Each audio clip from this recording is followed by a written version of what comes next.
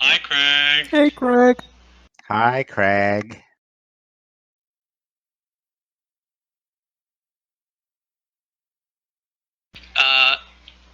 Everybody roll a d20.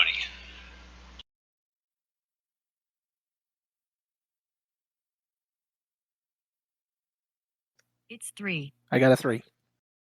Good job. Better job from David.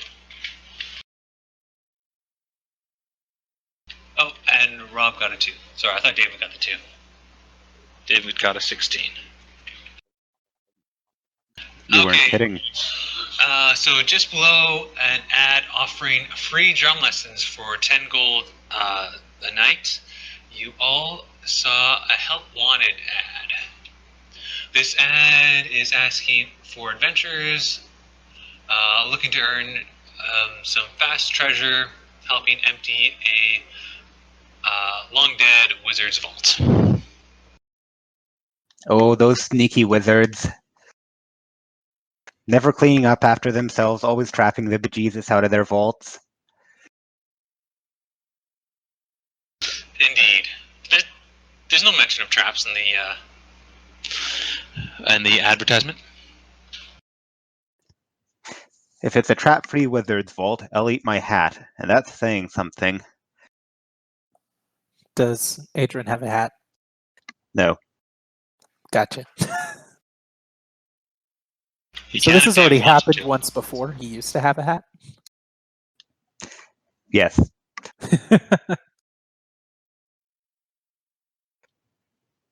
The trick is in the sauce.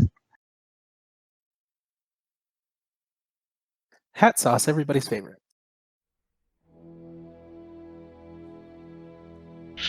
So David, as the one that rolled the highest, you meet Monsieur Le Peu first. I suppose I do. I noticed it much earlier in the day.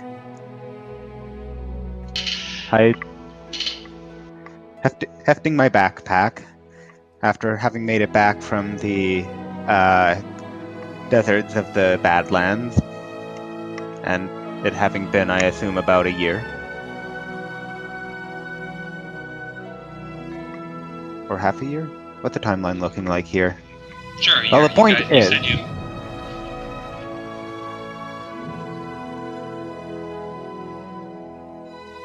What was that? Continue.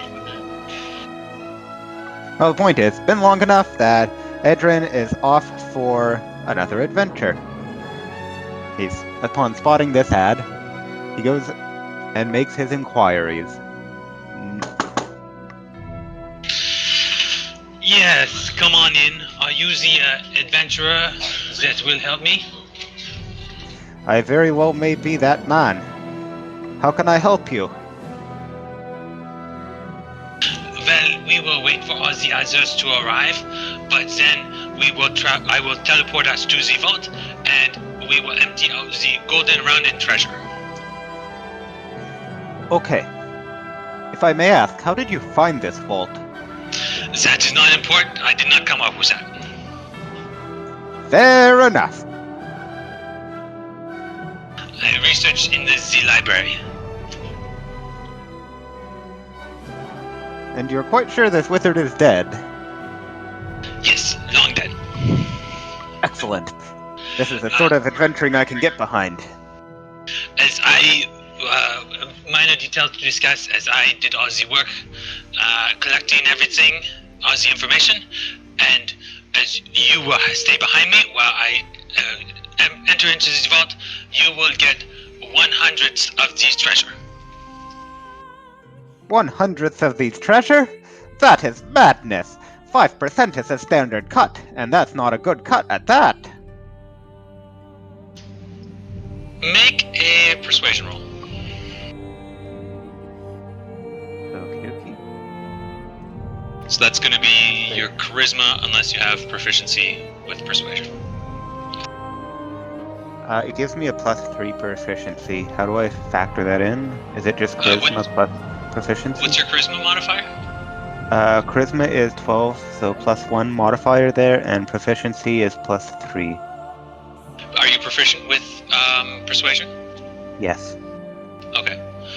So then it is going to be +5 to a d20.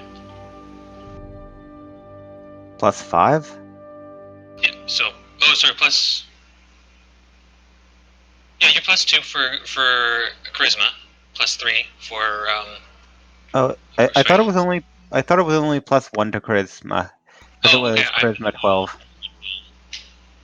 Okay, yeah. So yeah, +1, +3, so that's +4. 24. Zota Lords, all right. I will give you the small increase to 4%. Make it 5% and I won't tell the others.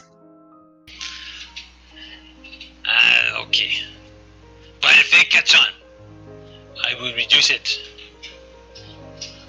You look like a smarmy man that can send subtle clues. Well, okay. You've got yourself a deal. This ought to be a pretty safe job anyway. Because you are behind me. Speaking of which, why not test your mettle against me with a simple round of combat while we wait for the others to arrive? You know, I was hoping you'd say that.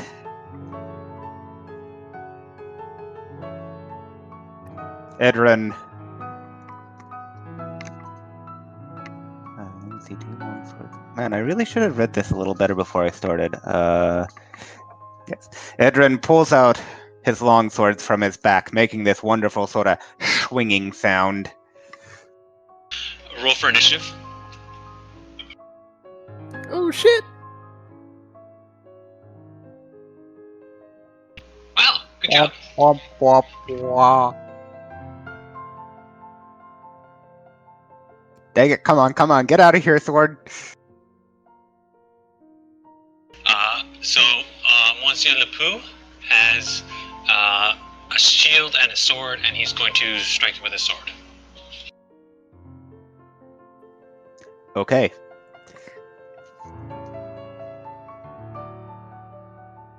Just 24 hit.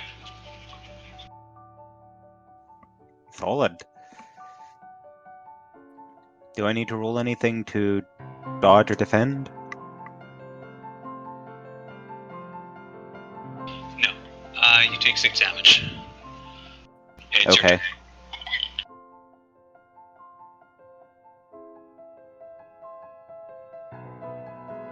So you will roll Just a d20 trying plus 3, plus 3, because I think your strength is 16.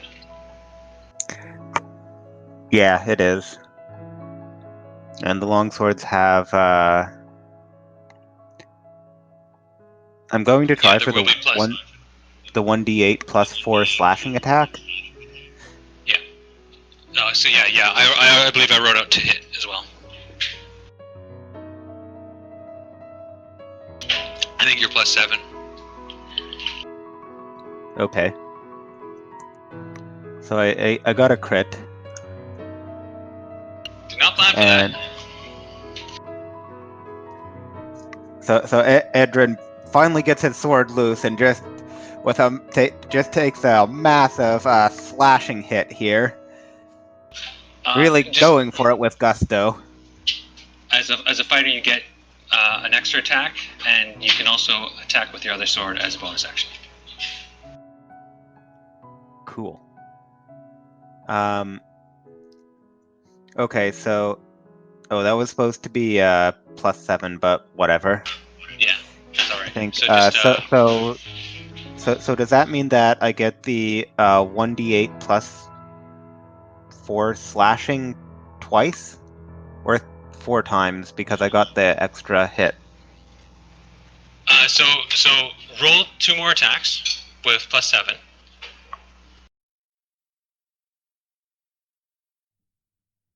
And then we'll do damage.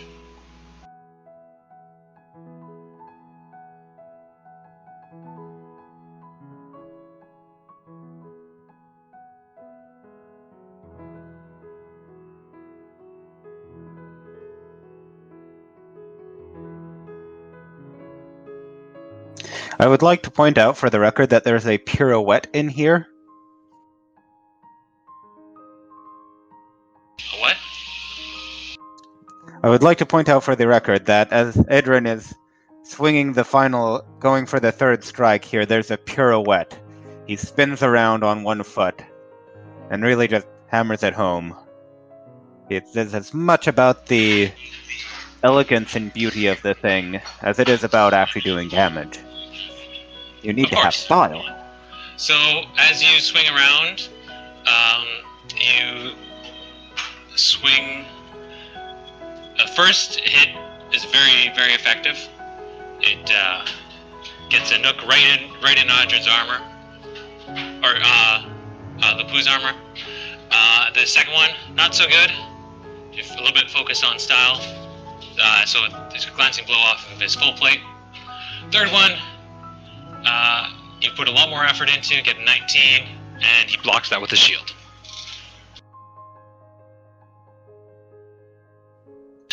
So roll 2d8 plus 3, or whatever. Double your dice for the damage for the first hit. Okay.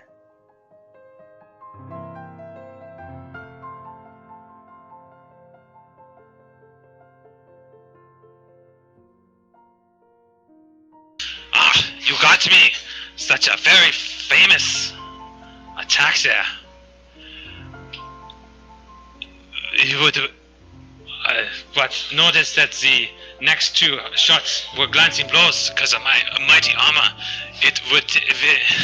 This is going into German. It That's takes. all right. Happens. The fiercest of monsters have even come close to scratching me because of this mighty armor and this great shield. It is a beautiful set of armor and shield. I've been practicing at the dojo, and we are proud of our techniques. I have studied very long under the masters, and it's been a really gratifying to be able to spar with somebody of your caliber. And at this point, what's your name? What's your character's name, Eric? His name is Dresden. Dresden will enter. Dresden enters on the shoulder of a giant iron bear.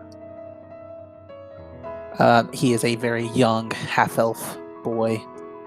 He, in human years, would appear to be around 12 years old. And he sits on the shoulder of this giant hulking bear. It's not hulking. It's a medium creature, and it's going to be the tallest it could be, so it's going to be about 8 feet tall. A small bear is still a large bear. It's true.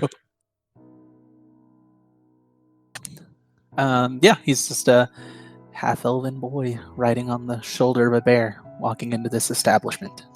Holy shit! And why don't you, since I didn't quite give you a chance to describe your character, Dave, why don't you describe what Dresden sees from Adrian? Certainly. You see a rather over-enthusiastic high elf. He is wearing a set of half-plate armor, a butterfly cloak, and gauntlets of weakish ogre strength. He's carrying 2 swords, which you just saw in action, and he is a high elf. I think I said that? I'm not sure. It's all good. He has the look, interestingly enough, of a bookkeeper. But that can't be right. More of an accountant.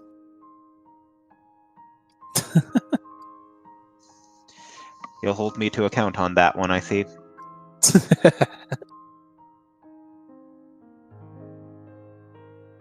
And we have our second adventurer. I was hoping we would get more, and we would be able to move on with 3.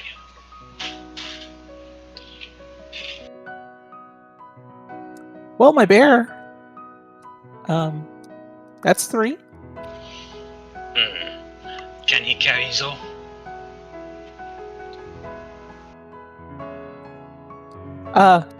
Can he carry? A bear is pretty heavy. I don't know if he could carry more of his own. But they're pretty strong too. You, as an adventurer, will get 1/100th of the spoils, and you will help me carry that out of the vault. Probably not great at carrying like that, but you know. We will make it work. We will. And last but not We least, could perhaps. Reese will enter. Sorry, kind of interrupted there. What were you gonna say? Oh, I was just being a nard. Character building's important. Finish your line. Oh, maybe we could rig up some sort of a saddle for the bear. And as you're talking, Reese will enter. Reese comes into the place, his long midnight blue cloak of protection billowing about him as he gazes across the place, sizing everyone up.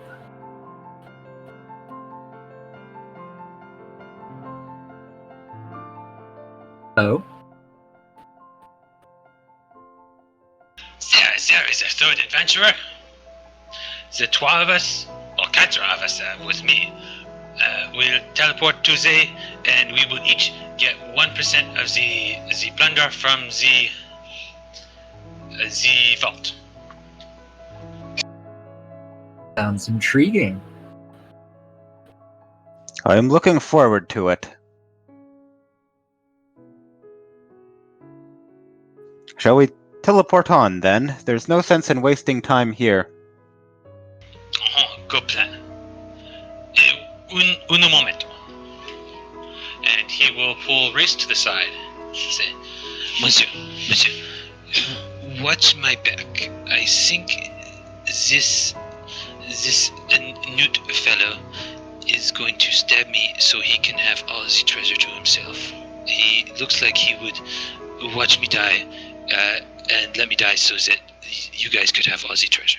But don't let that happen, okay? He just kind of looks at him, Certainly not. looking him over with his red eyes, and I'm going to want an insight check. How do I do that? Do you have proficiency in the insight skill? Yes, I do. So you will add your proficiency bonus, which is +3, and your wisdom modifier, which is whatever that is, and roll a d20. A second, I gotta think. You're going to also have to tell the DM what you're looking for. And you said roll a d20?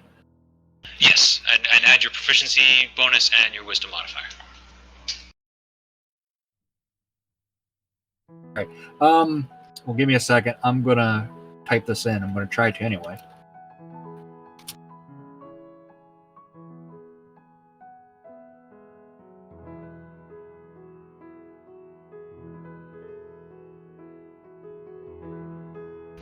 Uh, 15 plus 4, so that's 19.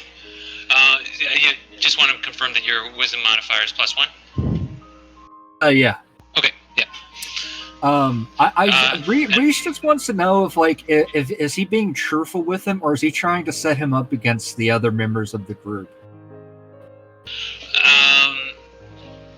No, he's not trying to set him up. You get the impression that Mr. Lapou is not particularly smart, and it's just sort of jumping in shadows. Well, in that case, Reese just kind of tilts his head, ponders for a moment, and then nods. Sure, I will do what I can to make sure that everyone be truthful and receives a fair amount of the spoils. That is good. And I'll give you a little bit of my share for that. One of the golden rounds. Mm-hmm.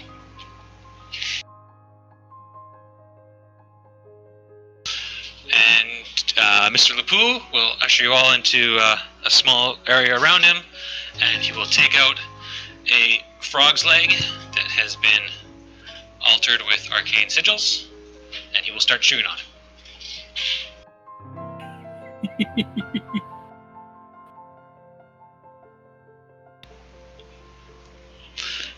What's the point of having a French guy in your campaign if you don't go all the way? Damn straight. And as that happens, the world smears all around you. In a proof of baguettes and surrender.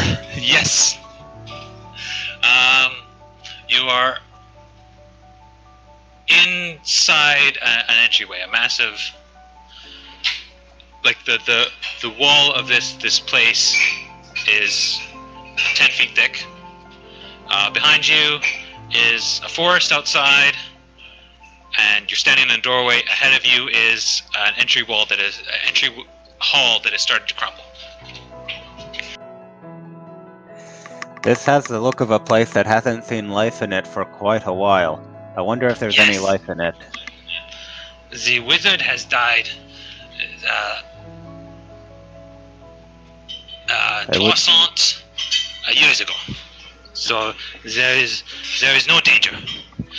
Except for the possibility of traps, but you must follow me and step exactly where I step and touch nothing. I would love a croissant. I didn't know Do you all there'd be agree to step exactly where I step and touch nothing? Edren follows this to the T. Step after I step there. Don't try and step on my toes, Adrian. That hurts. Oh, I'm so sorry. Dresden Okay. will hop off of the bear and walk over to him with his smith's tools and will start to hammer on the bear, and it will fold down into a small iron cube. And he'll put that in his pocket. I didn't know they could do that. That's cool. I'm assuming you can just dismiss it. So I'm just adding That- flavor to that. That is impressive. It's good flavor. I've only really known about the alchemist homunculus, so I can't say for sure, but I'm going to allow it because it is going to make the next fits easier. Okay. I'm going to say it is an action, though, to put it That's down fine. and bring it back up. Yep, I think that's how it goes. When you summon them, it's an action. So as you follow Mr. Lapou into the sort of entry hall, it's there's lots of pillars that have collapsed. There seems to be evidence of side passages leading away. Ahead of you, there is another massive doorway that's built into the 10-foot thick stone walls. And beyond that, you think you can see a bridge over lava. And there is just out of curiosity, what's your guys' passive perceptions? Let's see. How does that calculate it again? Is it just 8 plus? That's 10 plus whatever your wisdom modifier is, unless you have. Sweet, else. sweet, perfect. I got a 0. Big fat 0. 10. Yeah.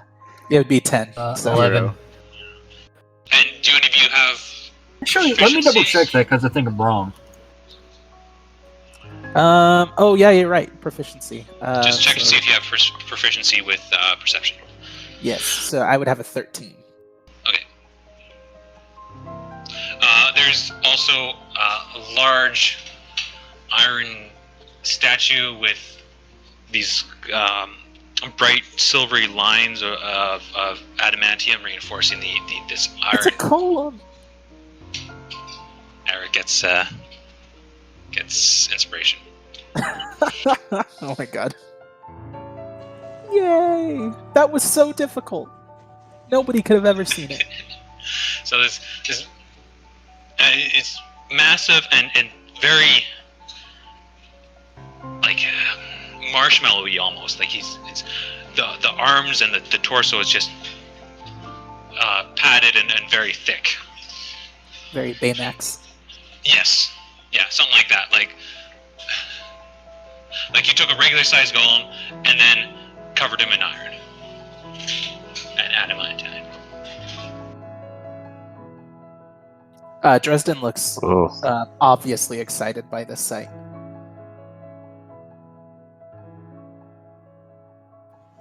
That is impressive.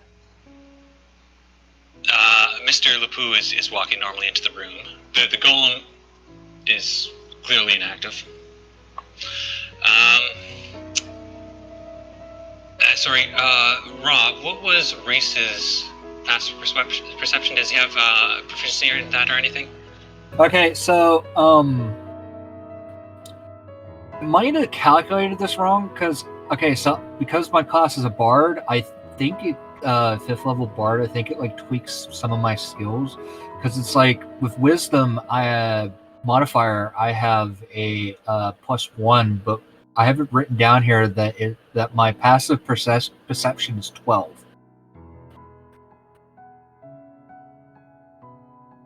Do you have any proficiency in perception? I have proficiency in insight. Gotcha. Oh, well, that's all you have? Just insight? You also might have expertise in a few skills as well. Yeah. Usually you get proficiency in multiple skills. Oh wait, I have I think what might cause that to happen is jack of all trades, because it says, if I remember correctly, you add half of your proficient. I can't even speak today, I swear. To all skills. Oh yes, so that would be +1. 12. That makes sense. Just out of curiosity, what's Reese's background? He's an outlander. Okay, that goes good with the bard. Cool.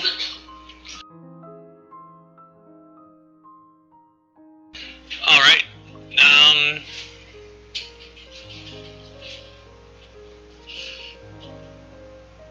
So as you are strolling along, are you all carefully following in Mr. Lepoux's footsteps as he casually walks? Super carefully. Mm-hmm. Careful as I can be, though. The Reese is just glancing around, just trying to take everything in. Okay. Well, about halfway into this large hall, you hear this grinding sound, and both the doors, the entrance you walk through and the door ahead of you, slam shut with these massive stone doors. Well, good thing we were teleporting our way back too, hey guys? Uh-huh. Yes, and Mr. Lepoux gets very upset. He's like, who set off the pressure plate? Who pushed the pressure plate? Who was it? Who was it of you? Adrian points at him. Probably you, because we're following you. So... Adrian, make a perception check.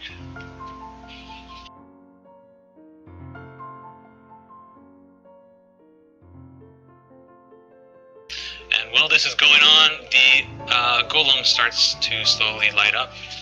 His eyes start to glow, and there's sigils that start to appear and arcane runes that start to appear all over his armor. Oh, scheiße. Mr. Lepoux, get behind me. Do you know anything about this golem? You woke up the golem. Let me know when you get the result for that perception check, Eric.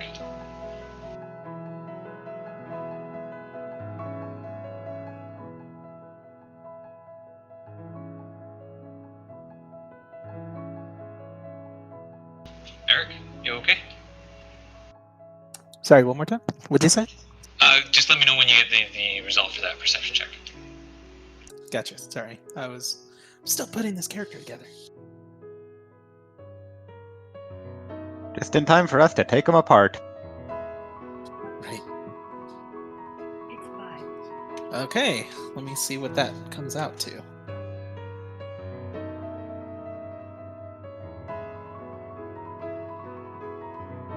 That would be an 8. Yay. All right.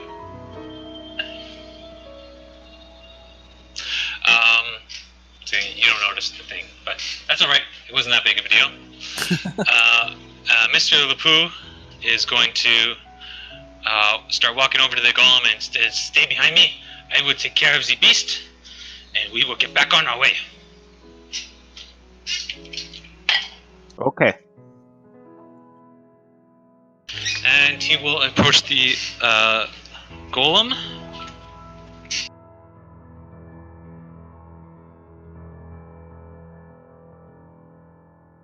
Sorry, I unsheathe my swords.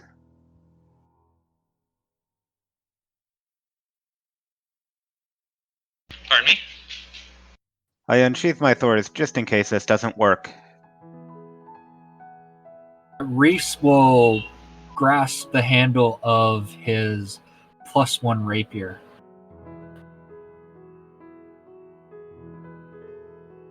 That's good. Oh, Eric, you gave yourself the items I told you to, right? Boots of the Widening Path, Potion of Fire Breathing, I think. Yeah, and one other common item if you wanted. Okay. Have not gotten there yet. Yeah, I guess you haven't. And the Potion of the Winding Path does not count as one of your infusions. I didn't realize Okay. you were going to play Artificer when I gave you that Yep. to you. Gotcha. I'll just take a health potion as the common item then. Always useful.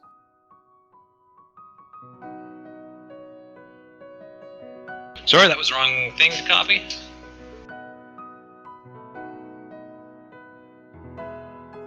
So, Monsieur Lapou is going to take his fancy sword and strike the golem. He rolled a total of 23, and it bounces harmlessly off the golem's thick armor that he wears over top of his body.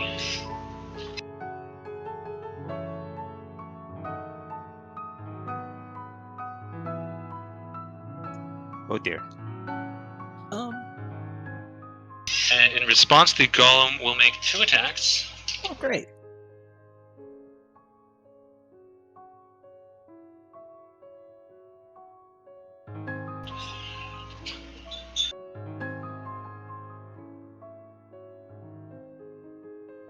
Sorry, that was 3 attacks, but he rolled miserably with all of them.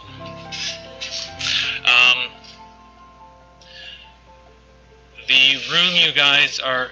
I don't think I went through it clearly, but there's 2 side passages that are kind of available.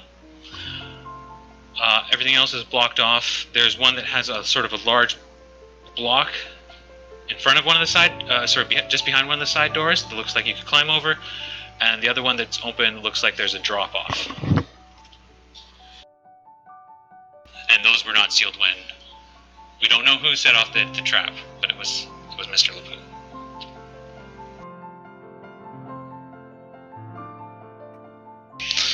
Alright, everybody rolls initiative. That's a d20, right? Yes. Oh, fuck. My rolls are bad today. I got a 6.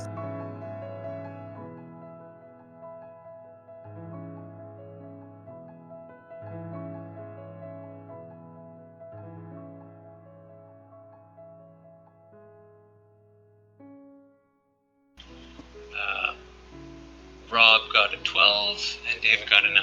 Okay. Quick homebrew stuff to go over.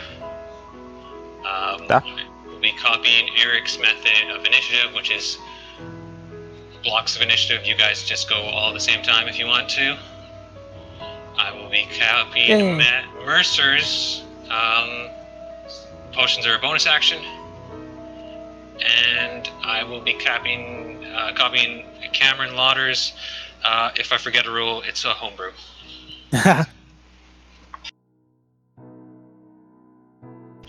So the order is Mr. Lapu, the Golem, and then all three of you guys, however you want.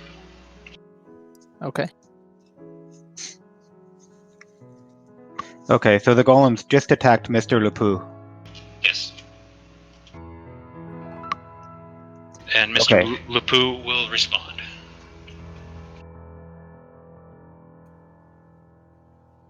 And he rolled very high again, but that sword will just bounce harmlessly off the golem's thick armor. Does anybody actually have anything that can pierce this armor here, guys? That looks like it's made out of adamantium.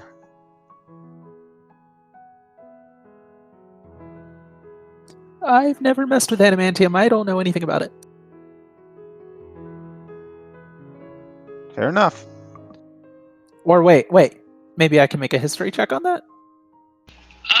Yes. Do you have proficiency with history or something like that? I do. I took proficiency with history. So yeah, do a proficiency history check. In that class. With my terrible rolls, it'll probably be bad, but we'll see. And while that is going on, the golem is making 3 attacks against Mr. Lapu with his adamantine claws that are sticking out of his fists. Scott. Fuck. That's a 24. Okay, that's a good roll. Good to use it on something like this. Adamantine is armor made out of adamantine. You're immune to critical hits. If you're using weapons with adamantine in them, you are guaranteed critical hits. Oh, fuck.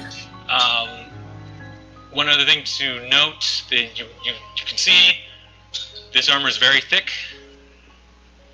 It is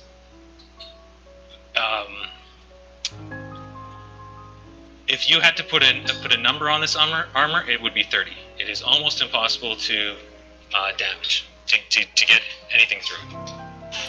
I suggest we go far, far away. Run! I have seen what he has just... Can I grab Mr. Lapu here and start to drag him away towards the passage without the drop-off, I guess? If you survive to your turn, you can. Okay.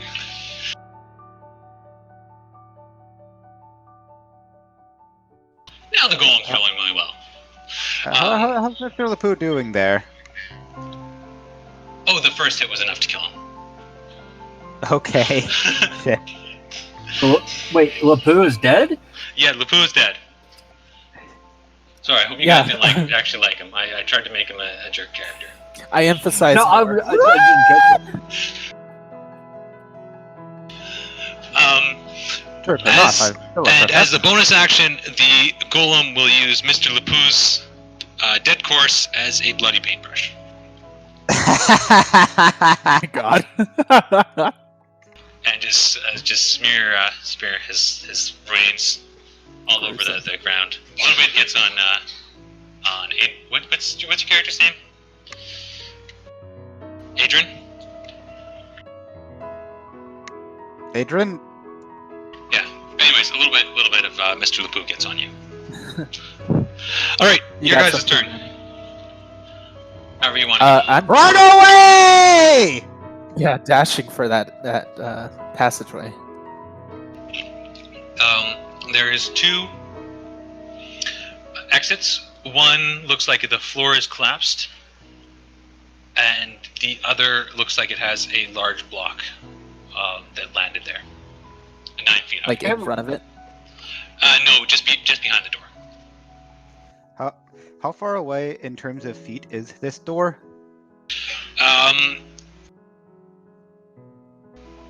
Both of them, they're about 30 feet from where Reese and Dresden are, and about 60 feet from where Adrian is. Okay. Does Sorry, the go block take up the entire passageway? No, you can see it's a very tall doorway, and you can see above it. Is the thought other the, I passageway thought- also a tall passageway? Yes. Ah. I thought they were closed and locked. Oh no, That was sorry. the main passageway. The main doors. These are side. Okay, well in that case, Sorry, I'm going to turn.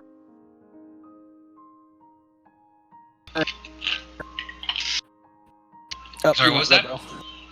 Robo. Reese is going to run with them. Which side are you guys going to go to? Let's go Can to we the one see- with the block because I don't feel like finding out if I can fly right now. Does the entire floor look collapsed in that one? As you get Like- closer, you can see there is a ladder. It's like there's a ladder ahead. It's about a 10-foot jump or something like that to get to the ladder. That's past the collapsed floor. To the ladder. If we go that way, yeah, we might be able to ditch it. That's Yes. a good plan. That's our plan, I think. That's where we'll go, I guess. I'm going. Having seen the. Okay, so currently, as it stands, there is a golem wielding our now ex-employer like a paintbrush. He is not only clearly dead, but the multiple parts of him that are now are clearly dead as well, missing the others. And I'm currently sort of. I think I'm closest to the golem.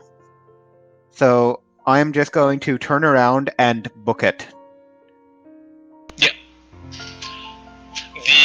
golem makes an attempt to get an attack of opportunity at you, but he's just so encumbered by the armor that he can't.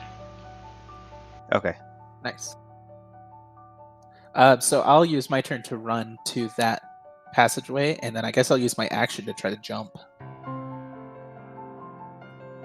I don't think I can make it to the passageway in one turn. You can make it there, but it's a dash action, and you will have to wait till your next turn to do anything. Okay. You said that we would have to jump to get to the ladder. Yes. And are you going with Dresden? Yeah. As both of you reach there, you can see it's about a 20-foot drop down where the collapsed floor is.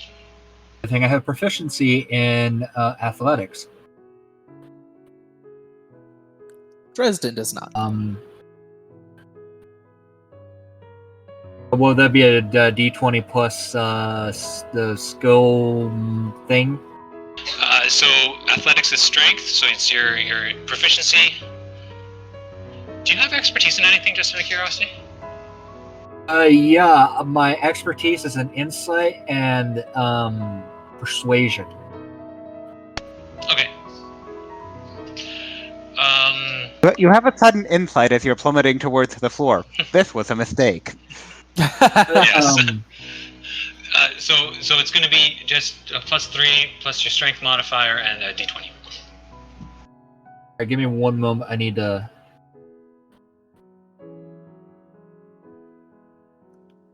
It's 1. Crit fail. All right, so it'd be a +4. Don't make it. Let's see. Okay. Oh no. There is no coming back for this. Dresden runs up to the edge, trips on his shoelaces, and plummets into the pit. Oh no. I got a nat 1. Oh no. So you take 8 bludgeoning damage when you fall 20 feet. Hey, who does? I do.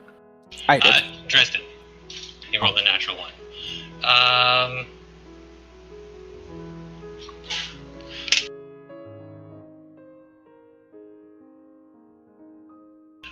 You, Reese, won't quite reach the ladder. You start to fall, and you can make a dexterity saving throw to try and grab the ladder. I have proficient. What is that? Acrobatics, or is that just a saving throw in general? This is just a saving throw. So, Okay. one of you should have two specialties in two saving throws. I don't know what they are for bards. I have bards is dexterity and charisma. Okay, so it's going to be your dexterity bonus, your proficiency bonus, and a d20.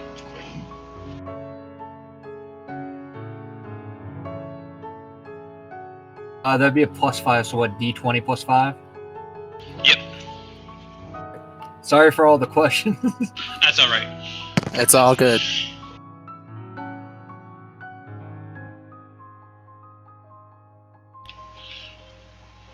All right, you don't quite make it.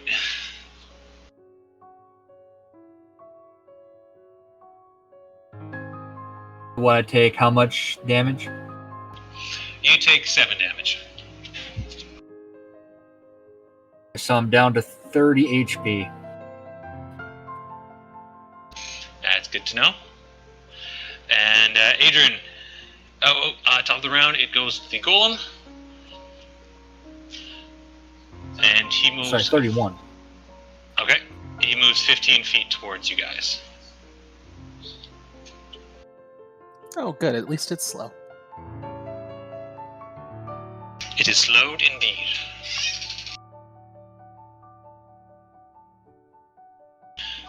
So, what are you guys going to do now? Okay, so Adrin here, seeing Dresden just trip on his shoelaces and just go over the edge about 20 feet in front of him. Summons out his butterfly cloak, which gives him a flying speed of 40 feet for one turn, and just flies over with this thing as fast as he can to try and rescue his co-adventurers who have just got vanished into this pit of who knows how far down it is. It's only 20 feet down. They're at the bottom. Yes, but I don't know this yet because I haven't got to the edge, I don't think. No, you just got to the edge last turn. Oh, okay. This is. I got the impression that I was running behind them. Yeah, so you just get to the edge to see them fall down. Oh, okay. Okay, I was hoping to deploy the butterfly cloak and try and catch one of them, but I think that ship has sailed at this point. Yes. So in this case, I'm just going to deploy the butterfly cloak, try to save them, fail, and just go to the other side. Actually, wait, can I lift somebody up? I'm gonna... Yes, it'll be 20 feet to go down there, and then you can lift them up 10 feet. Because carrying somebody takes half your movement. Okay, that doesn't actually work very well with the cloak then, so I'm just going to... I'm going to move 20 feet down, see that Dresden is still alive, and then move the 20 feet up to the other side of the pit. Ignore triangular geometry. Yeah, I understand what you mean. So you're basically on the ladder level to the floor where you started. Yeah, or just standing on the other side of it, I guess. On the other side is a wall with a ladder on it. Oh, and I thought the passage continued. In that case, I'll just be at the bottom of the pit, I guess, with everybody else. Okay, at the bottom of the pit, it's worth noting there's nothing.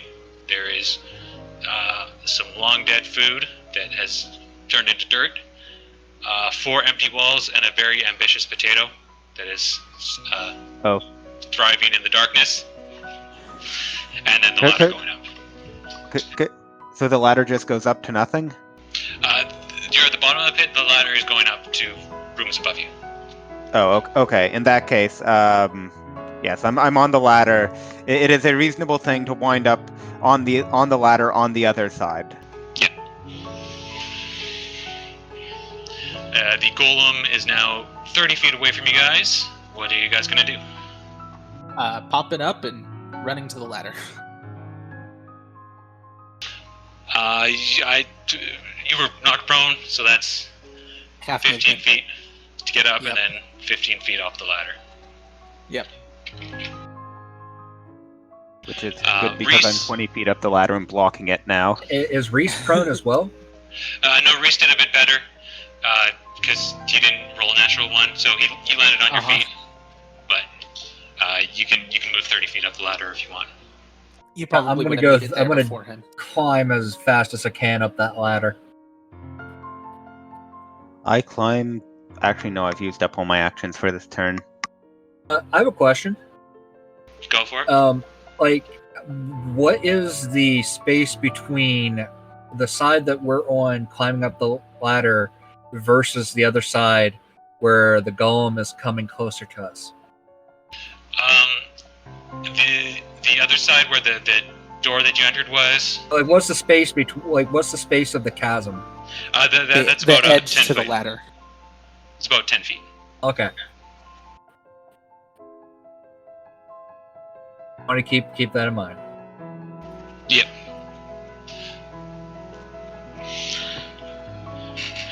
So you guys, I'm going to say you continue up the ladder without incident. You are safe. Yay! You catch a glimpse of the golem. He jumps towards you guys, but he's only able to jump about an inch off the ground because he's so heavy. And he looks very disappointed. Dresden sticks his tongue out at him. The pits. You continue climbing the ladder, and you enter into a large room.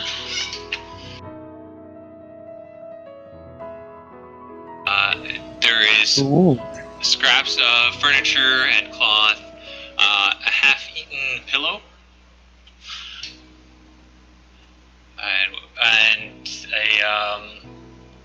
a sort of a pile of bones with a fedora off to one end, a wide-brimmed fedora. How far is the fedora? Pardon? How far are the bones with the fedora? It's 30, 40 feet-ish. It's a big room. Okay, because I'm half tempted to just like grab that fedora and just stick it on my head. Yeah. I'll fight you for it. What do you guys want to do in this room? Is there anything you guys want to do? I got up the ladder first. Fair enough. I need a new hat. I had to eat my last one. Oh, of course. We discussed that. I see a brony has died here. It's a wider brim fedora, like something akin to a Boss of the Prairie hat. Okay. Are there any exits in this room? Yes, there's a stairwell on the far side, but you guys could look around. There might be some stuff. Okay. Can I roll a general perception check on this? See if I notice anything that might indicate that it is not just an abandoned, mildering hunk of a room? Do you want to look around the room? I do indeed want to look around the room Perception and check. get that hat. Dresden will actually go and inspect things if he can make an investigation roll.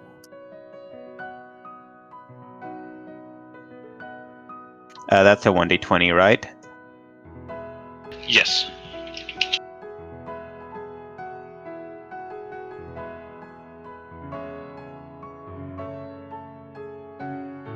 Will you accept investigation over perception? Just 1 second.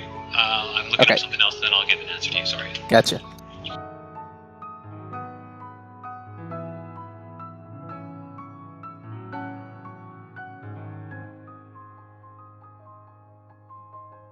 Safari fedora is the term. Very important. Okay.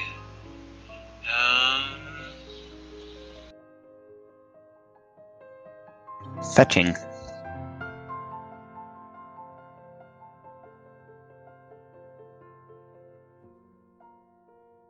Is there anything in particular you are investigating? Not in particular. I was hoping to use that to look around the room rather than investigate or than perception. Okay. Yeah, so I'll let you do that, but it's going to be a little bit harder. Okay. And what is Reese doing? Roll a d20. I guess Reese is going to look at like whichever part of the room the other two aren't looking. Just kind of like spread it out a little bit. So you're looking over the room as well? Yeah. Okay. Yeah, I think... That's a 20, not natural. Okay. It's good to know. I So- got a 20 and it was natural. Oh, Adrian will buddy. notice it first, Damn. but it's his response. It's his. He could also go for the hat instead if he wants to. But in a pile of mushrooms, there's a small glint of a coin. And I think all of you rolled high enough to have noticed it. Edrin goes for the hat. All Was right, that perception or investigation that we were supposed to roll? perception.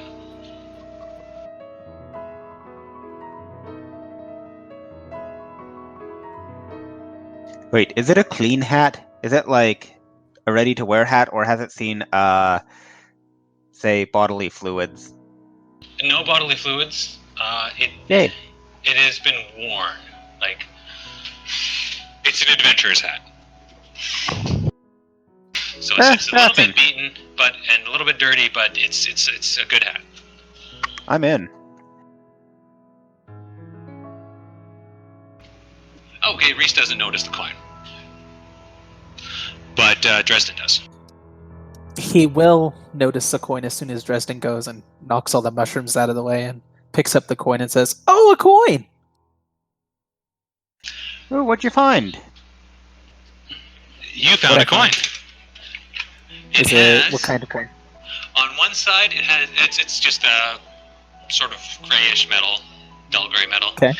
On one side, it has a skull imprint on it, but it also has raised little pins that would give the skull a helmet. And on the other side, it has a skeletal arm with little pockmarks that would sort of give the outline of a muscle or the flesh of an arm around the skeletal arm. Can I Arcana check this? Yes, you can. Roll a d20. Go ahead, Rob. I was wanting to know if I could do a survival check to see if the mushrooms are non-poisonous. Yes. All right, give me I one need to moment. figure out what they do. That's a 15. Okay.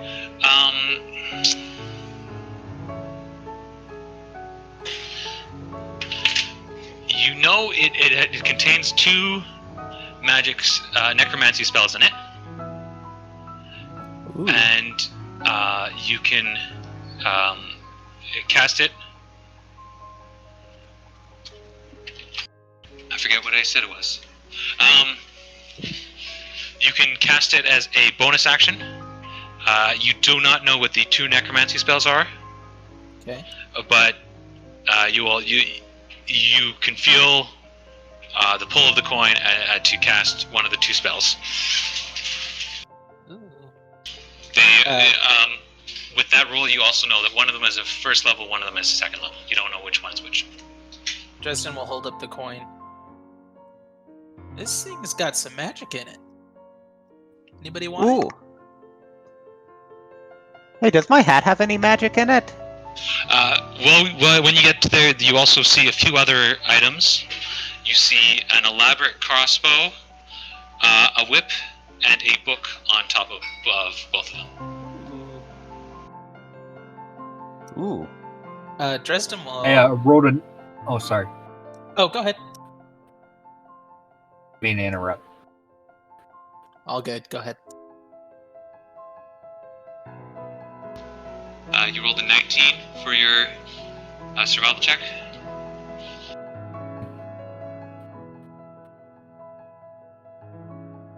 He's just curious to know if they're poisonous or non-poisonous. They are not poisonous, and if you spend about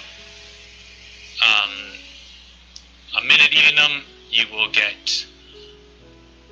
There's enough there to get for 2 people to get 1d4 hit points back, and or 1 person to get 2 d4 hit points back.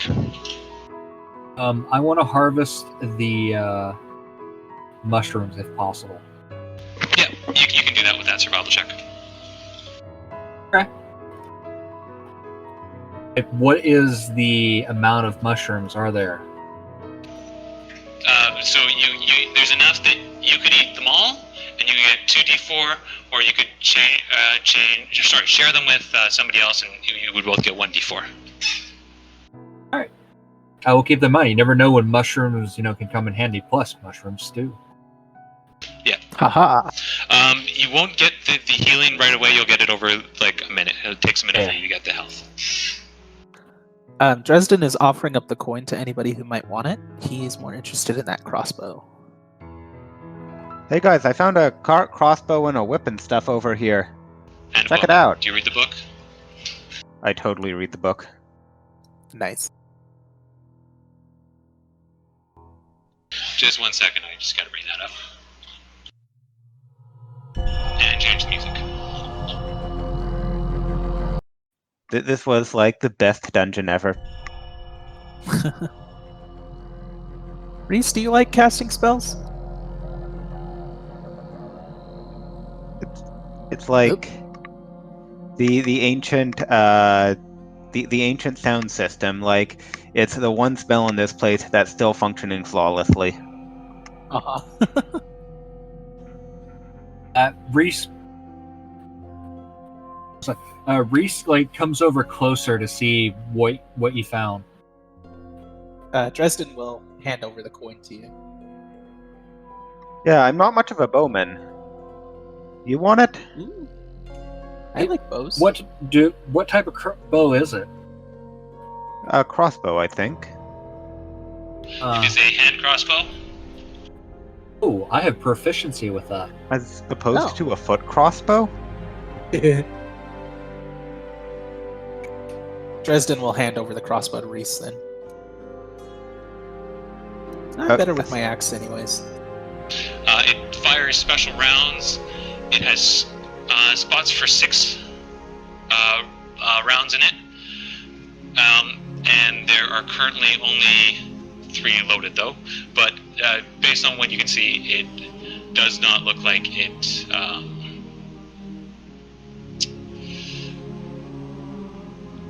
it needs to be reloaded. And there is a special... there's an extra bit of damage each time it fires.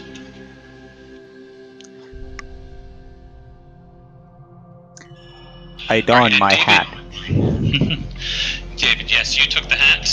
I mean, if no one else wants the crossbow, I will gladly take it. Yeah, Dresden hands it over to you. Okay, thank you, Dresden. Dresden does have proficiency with hand crossbows if you wanted to use that. Oh, I mean, if Yeah, he but wants I'm to use good. it, then that's fine. I mean, No, Okay. no. He'll hand it over to Reese. I've seen some real damage done with a whip in my time, but the swords are where I'm at. The whips are... Just out of curiosity, who's holding on to the whip? I don't think anybody is at the moment. Yeah, I don't think anybody's even touched it yet. So it's just on the ground. Okay. Yep. David. Oh, one more thing I should add. When you inspected the coin, you found out one of these spells is a support spell, and one of them is a damaging spell. Nice. Do you know which one is which? Because don't. this could get interesting otherwise. I hope that Reese is really good with magic, because I do not know which one's which. All right, David, you said you were reading the book, right? Yeah. All right. So first entry, day 1. That stupid golem Where's got he my gone? leg. I'll never be able to compete in the hurdles again. Don't get all caught up in the morbs. you buffoon. All you need to do is get to the vault and shut off the security systems from there. And once you're out, you can try that asparagus and walnut stew that you just came up with. Here's the recipe in case you forgot. And then what follows is a recipe for walnut and asparagus soup. Make an insight check. Hang on, I was Googling for walnut and asparagus soup. Insight is, I'm guessing 1d20 again? Yeah. Or wait, I've got proficiency, so +3. Plus 5, I think, is what's your wisdom modifier? Oh, right. 0. I've got wisdom 10. Okay, so plus 3 then. But I did not think about that. You got a 13. It seems to be a pretty good stew. Excellent. Alright, and then there are some torn out pages, and then it says day 18. I used the last of my spices seasoning journal entries 2 through 17. They were delicious. I'm really regretting not becoming a chef. In fact, now that it looks like the end, I have a few regrets. I regret not letting those plucky orphans tag along. Throwing them at the golem would have been a good distraction. I guess it doesn't matter in the end. I think I'll just have a quick nap. Anyways, in the off chance that this isn't the end for you, old goat, the phrase to open the wizard's secret panel is secret panel 14 blue hands rise. Hope my throat gets better. I'm too scratched to say that right now.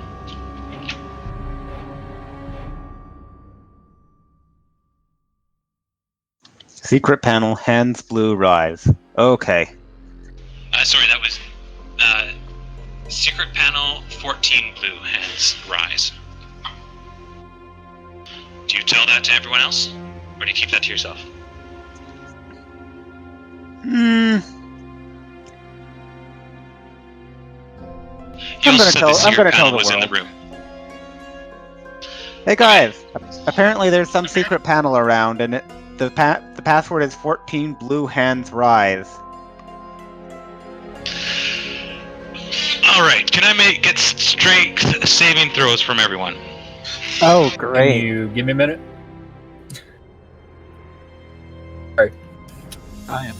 I'm so good with strength. That's like my jam for sure. David, I you found do a have wonderful proficiency. recipe for.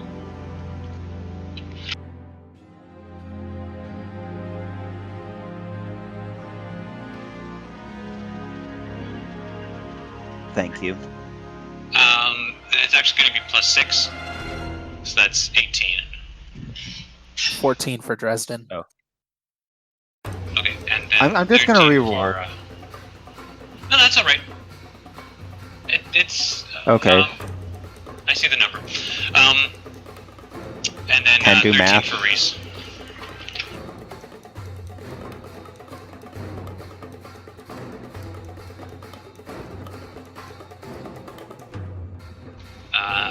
I just need to.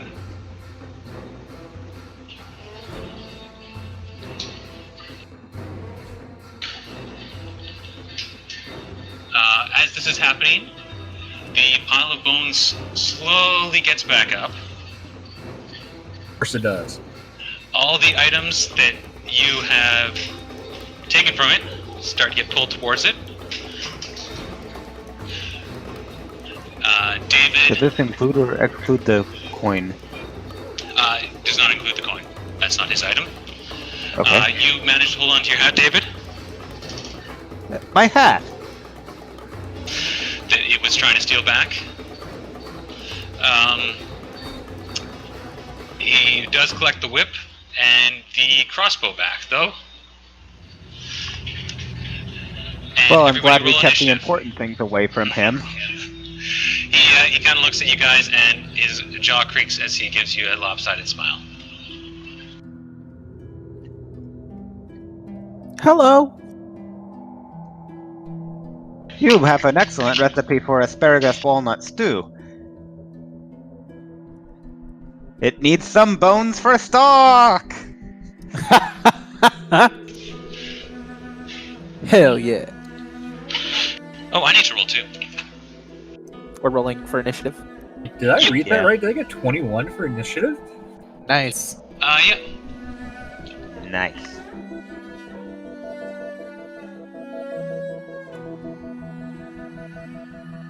$18 for Dresden. And Hans got a 5. Yay! So you guys can all go in whatever you want, but technically Reese is first.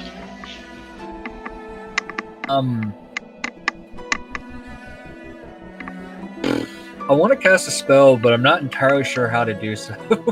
I'm a terrible bard, I swear. That's alright, what's the spell? I'm going to use Shocking Hands on him. Or, sorry, Thunder Hands on him. Or, yeah, I think, yeah. Or, sorry, Thunder Thunder Wave. I can't say it Nice. right. Thunder thighs. I'm gonna use Thunder Thighs on him. Awesome. I'm going to cast Thunder Wave on him.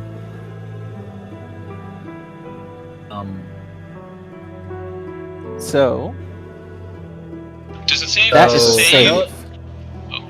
Yeah, it does have a save. It's It's a a cube. Constitution save. It's a 15-foot cube in front, and And it's a save. My spell DC, like my spell save DC, is 14.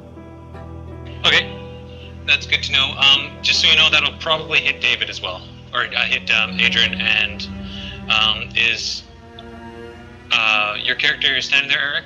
Can I back out of that then? Can I cast a different spell then? Yeah, of Like, course. do I know that it will? Okay. I wonder if Thank Vicious you. Mockery would work on him. Psychic damage. Yeah. You would think that would. Okay. Well, then I'm going to cast Vicious Mockery on him instead.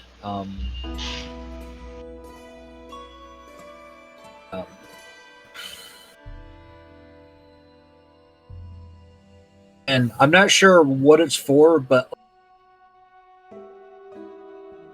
like spell attack bonus is +6. That's for spells that require an attack to be made. So if you had like Firebolt or something like that, where you have to target an enemy, that's what that would be used for. So that doesn't like count with like the psychic damage that No, Vicious Mockery. I don't Okay. think so. no. This is a wisdom save. Sorry, I know you just said it, but what's your spell save DC? 14. 14. So what exactly would I roll for that? That would Nothing. be... I would roll for that. So I'm trying to Okay. to make a wisdom save against that. Yeah, he's trying to. So I get a don't need to wisdom roll save anything above. for Vicious Mockery? Nope. Not unless you do damage, which we'll see. I want Hans to isn't use your very wise. bones for a stew. Oh, you do have to say what your vicious mockery is. You have to give us. Yeah, that's what I was just going. Sorry. Oh, sorry, I missed that.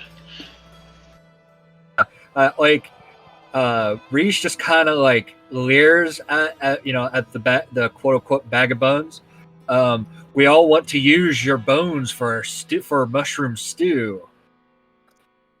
That's all you're good for.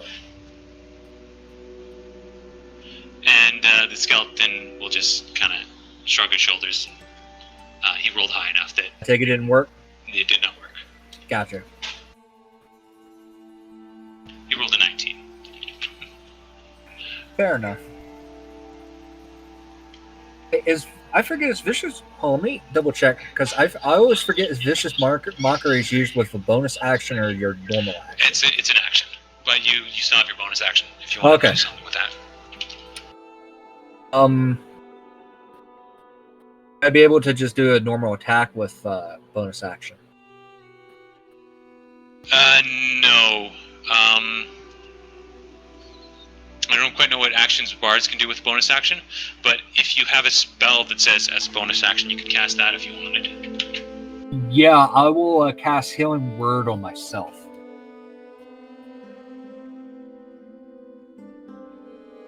Okay. So that's going to be, you're going to have to roll. Hang on a second. And you're casting it at a first level? Or you do it? Yeah, first level. So that is 1d4 plus your spellcasting modifier. So whatever your Christmas bonus is. So you said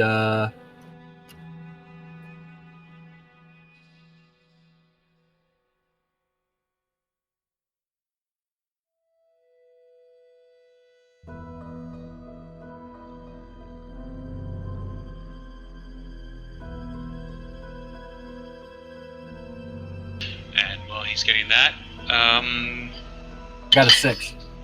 that's a 6. So add your health goes up 6. Okay. I believe David is next. Indeed. So, as a bonus action, may I throw his journal at him? Yes, but because you're using 2 swords, you can actually get a 3rd attack for your bonus action. So it's up to you. Oh, okay. I had to put one of the swords away to climb up the ladder anyway, so details. So So, Would so- that- so what do you want to do by throwing his journal at him? hit him with the journal. Is it a I- pound? it- Is it at least 1 pound? It's hardcover, so I would say yeah, probably. Nice. Dresden would like to combine an attack with Adrian then. Yep, you can do that. Okay. As Adrian rows the book, Dresden will cast Catapult. All right. So that flies in a straight line up to 90 feet, and the target in the line needs to make a dexterity save.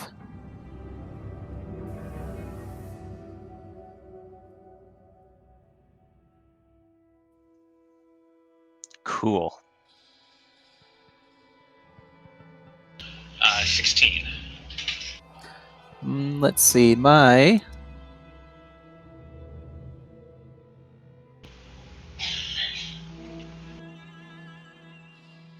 that beats it. All right. So the book just goes... It flies kind of slowly from Adrian's hand and then picks up speed instantly. Not fast enough, though. Just bam into the dungeon wall. Yep. Pages The dungeon everywhere. wall will take 3d8 damage, though. But a few pages fly up over the place and sort of distract Hands. Distract Hands for a little bit. Good arm! And Thank you. David, what do you want to do for your action? And With the one sword that I've got out, I'm going to do an attack, and I'm going to bring out the other sword, but that's not going to come out in time, I don't think, for this round. Okay, you get the extra attack ability, so you can attack twice, even with only 1 weapon. Okay. So +7 to hit, 2 d20s. And Eric, what is Dresden going to do as a bonus action? Anything? So that's 2 1d20s to hit, right? You roll 1d20, add 7, and do it again. Skipping the bonus action, I don't have anything because I don't have my iron bear out. So you rolled... Both of those will hit. So do your damage.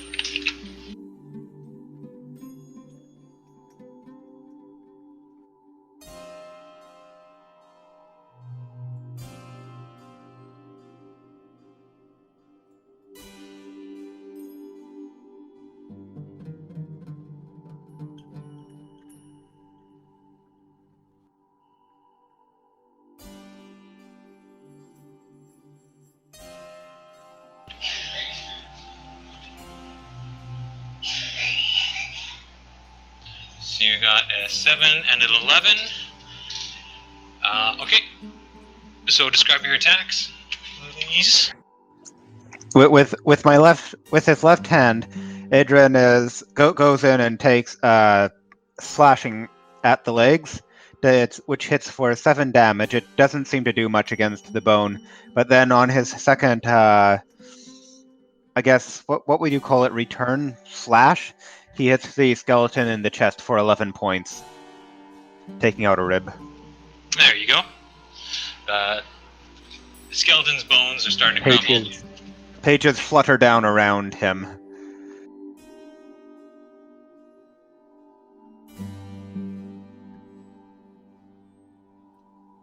Just need Edrin to looks update his extra health. dashing with the hat. That's up to the other party members what they think. Adrin thinks he looks extra dashing with the hat, but it's a fedora. Who knows?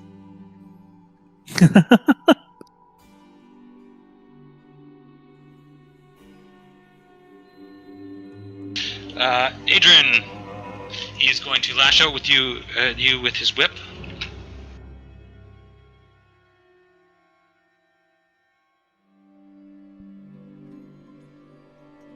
Does a 14 hit your armor?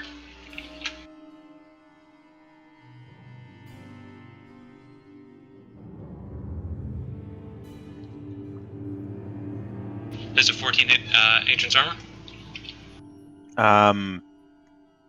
I've AC 17? No, No. I don't know. No, it does not. That's a no. Yeah, that's a big miss. How? So that the whip comes out, does a flourish, and hits off your shoulder plate. And he Ding. shoots his crossbow, his six-shooter crossbow, at Dresden. Does a 12 hit? Does not. What kind of armor does Dresden have? Scale mail, and also the enhanced defense Okay. infusion. So I'm going to say that Dresden is just able to duck out of the way. That's a very Cool. low shot. All right, back to the top. Reese, do you want to go first? Yeah, I'm going to make an attack, but before I do, I have 2 weapon fighting style. Can I only do that if I have multi-attack, or can I use that when I just use my regular attack? Yeah, so if you have 2 weapons, you can use your bonus attack to attack with the weapon in your offhand. As long as it's a light. Okay. You Okay, just don't well, get your modifiers. they're both... 2 weapon fighting, he does get his modifier. If it's as a... So 2 weapon fighting doesn't come as a bard, I don't think. Or, well, your College of Swords, so maybe you do get it. Is it a fighting College style? of Swords, or that's is the it fighting like style that... Yeah. Gotcha. Yep, then you get it. What I'm going to do, I'm going to attack him, and I'm going to attack him with I'm going to use, I guess I would use my action first, and I will attack him first with my +1 rapier. So that would so I'm assuming that's a D20 plus, because it's a rapier that's a finesse weapon. I'd use my dexterity modifier. And your proficiency, and then the +1. What's your dexterity modifier? It's 2, proficiency is 3, and because it's a +1, it gives me a +1 to both attack roll and damage roll. So that's going to be D20 plus 6. All right.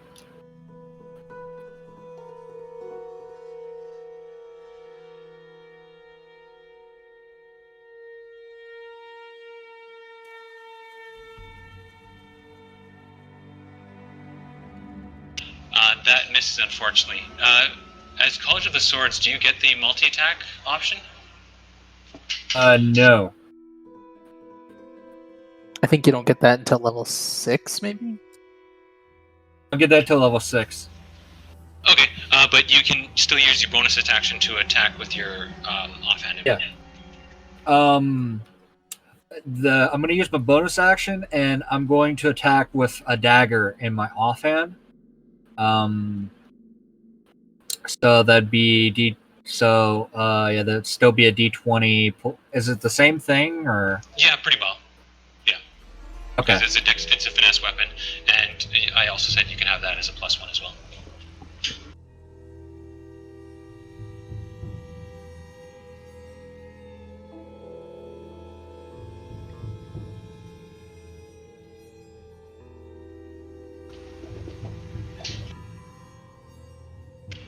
I screwed that up. Yeah.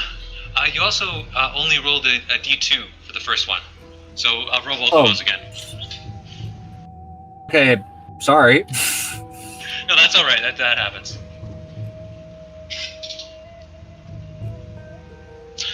If you mess up typing in the dice, you re-roll. If you mess up typing in the modifier, you just fix the modifier and add whatever. So you roll a Sounds critical good. fail on the first one. So that's a miss. But you can still attack with your dagger as a bonus action.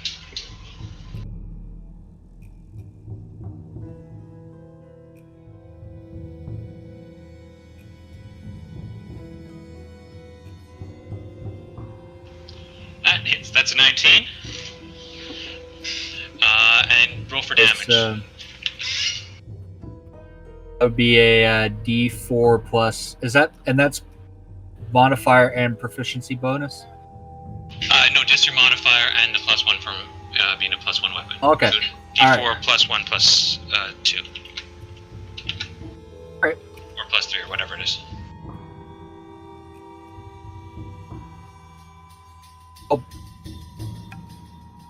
Oops, I rolled the wrong dice. My bad. That's alright.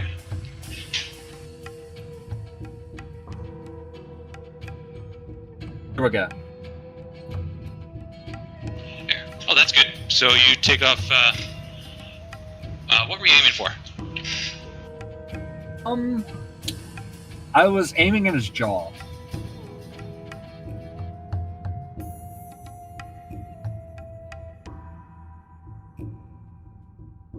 Broke a tooth or something.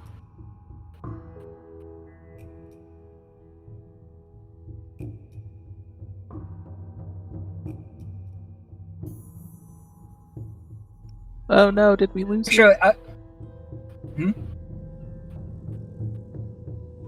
Huh? gonna say? I said he um, aimed for the jaw.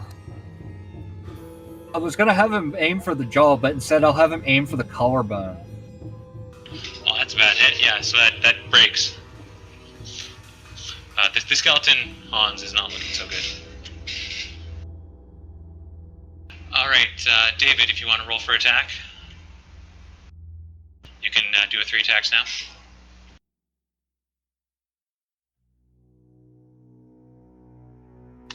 Okay, I'm just typing in the command here.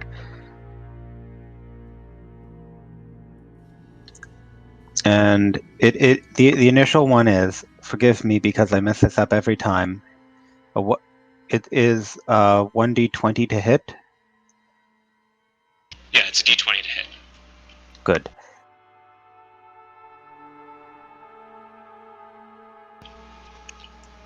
How many of And those hit? 2? Yeah, just what is your modifier on the sheet? I forget what it is.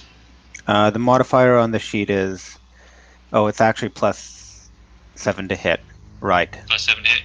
Okay, so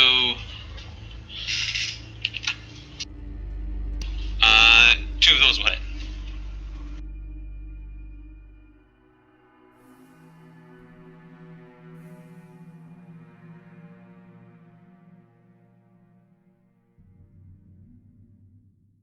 There we go. How do you want to do this? Taking out the 2 swords, Edrin swings one at the guy's head, and it does a bit of damage on contact, but it's mostly a glancing blow. It's mostly dodged. And then the second sword connects and does fairly well on the flat side of it, crashing into bone and bruising some more ribs. On the third swing, it's a total whiff.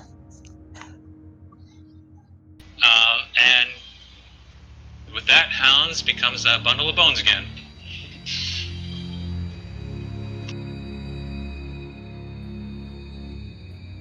Justin will walk over and pick up the crossbow and take it back to Reese. And I'm assuming you guys are I gonna believe hit this is yours.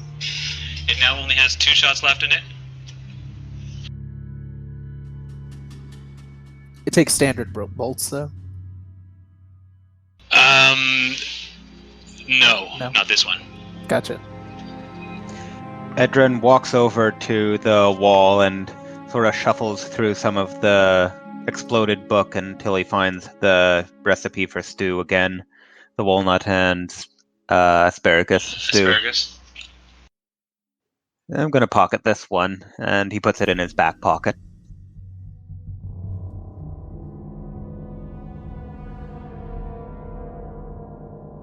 Dresden's going to get his bear out. Things just keep coming up. I'm just gonna keep him out. Yeah, that's fair. You guys want to? I totally forgot this. Should have happened at the beginning of combat, but now it's gonna happen. As you've gone along, you can hear the golem sort of rumbling around, and you guys all have to make a dexterity check as the room starts shaking all of a sudden. Oh, great. Here. Dexterity saving check, or just like a skill saving check? throw. So you get your proficiency bonus for this. Okay, so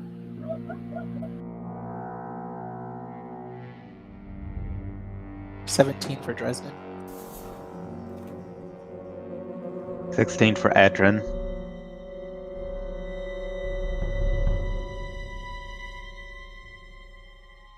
You are both knocked prone. And 17 for Reese. You're all knocked prone. But you get back up again because there's no fight going on. I'm going. But you can hear the golem sort of stomping around and trying to find you guys.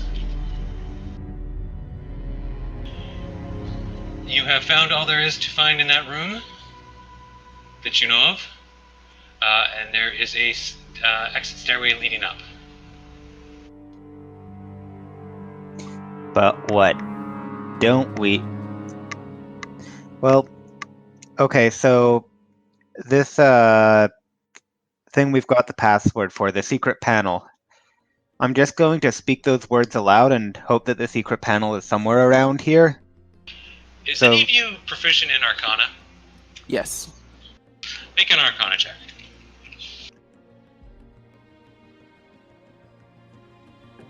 Let's hope. You rolled 18. 18 plus 7. That's enough. Yeah, that's 25. More than enough. Those words weren't actually for a secret panel. Those were to resurrect Helens. When some adventurers came by so he could get out. As Edrin starts to say it again, Dresden says, "No! Secret panel 14, what? No! No what? Those are the words to resurrect him." Oh. That son of a bitch!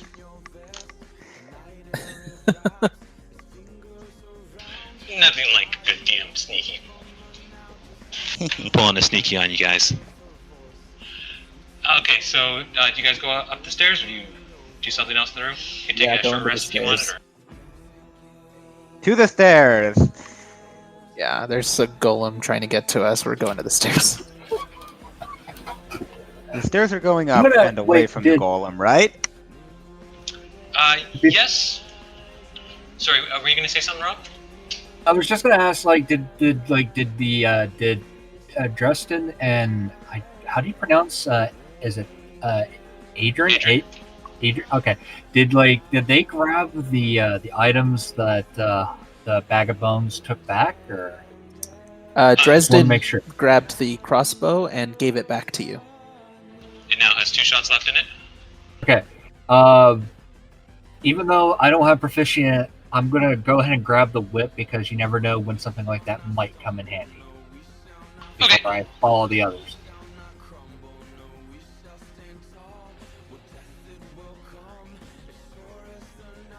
Alright, you guys make your way up the stairs, and all of the exits of the stairs seem to have been collapsed in. You hear the golem pick up a boulder and put it down and stuff like that in the distance, far below you. Just lifted, trying to get swole. No, he's just trying to get around stuff. He's not very smart. But you do finally, at the top of the stairs, you see a hallway that has not been collapsed. It's a fine exit, and there are these long slits down the bottom of the hallway. Ooh. About 8 Down feet the long. bottom. Like in straight lines all the way across the hallway. They are parallel to the hallway. Can I investigate for Hey, what is parallel? Long slits in the floor of the hall. Oh, this is not good. Can I investigate for traps? You certainly can. Roll a d20. You rolled 12. Plus 7. 19. Yeah, those are definitely traps. Do I see any tripwires Can I- or anything? You can you see some lasers. You can see some lasers across the hallway. Interesting. Lasers.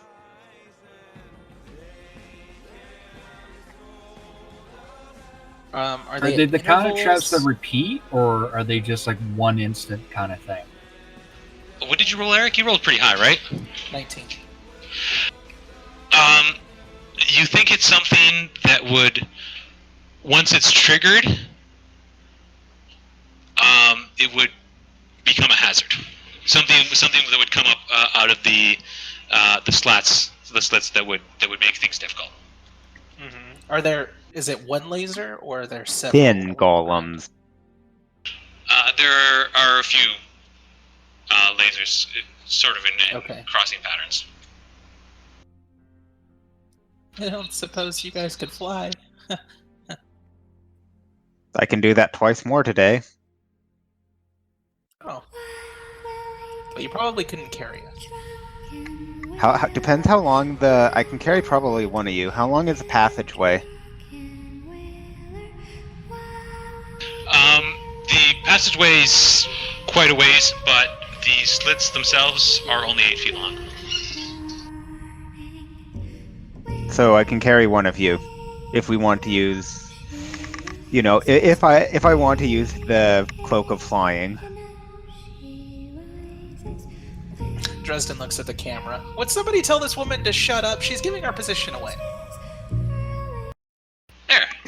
Now just get some guys to sing for you instead.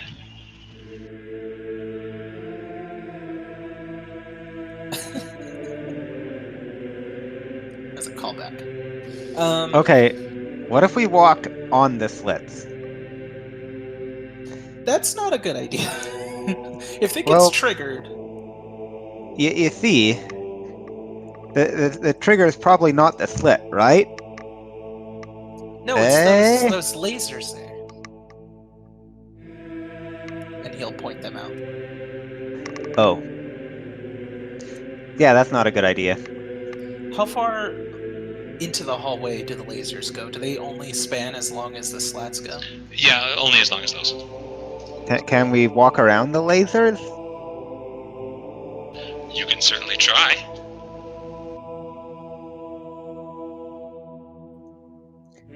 Maybe the guy who could see them should go ahead, sort of lead the way. I mean, if we're about to go into traps, I mean, if we knew, if only these were the kind of traps that only went off once, because I can cast Mage Hand, but probably Well, let's- wouldn't do any good in this kind of a situation. I don't know if they only go off once. They might. They might. Or they. Well. I get the impression that it's probably going to be like an area thing for like that'll last for like a good few days. The old wizards were never one to underdo it. That's true. So what is our what are we gonna do here? Well, let's think about this. A wizard would have to come through this. He might have a way of deactivating it from this side. Unless he just flies over it. I kind of wanted to cast detect magic to see if there's any way we can see if there's like some way of turning it off in the area. Yeah, you can go for it. So what would I just Do be a bards have ritual D20 for the casting? yes I do. All right, so you can take 10 minutes and cast that. You guys hear the golem shifting around, and you hear some creaky noises, but there's no sign whatsoever of the golem. And after about 10 minutes and 3 seconds, you cast Detect Magic, and you can see just the magical workings of the trap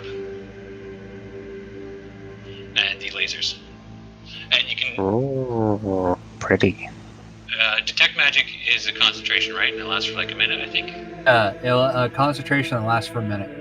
And ahead, you can also see some more magic.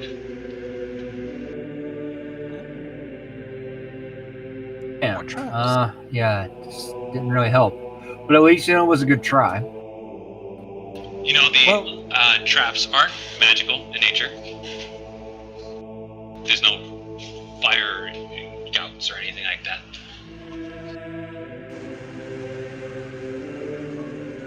What if you take that detect magic and go more down the hallway if you can jump over these lasers and see what else is there? Wait, how far did you say that the slits go? 8 feet. Are you good at jumping over By any things? chance, could I do a running jump? Like I have proficiency in acrobatics. Yeah, so you can make an acrobatics check to go over the lasers if you want. All right, let me double check to make sure what my score is in acrobatics, and I'll roll. It's just going to be a +3 plus your dexterity modifier. Plus, okay. So no proficiency added That's in the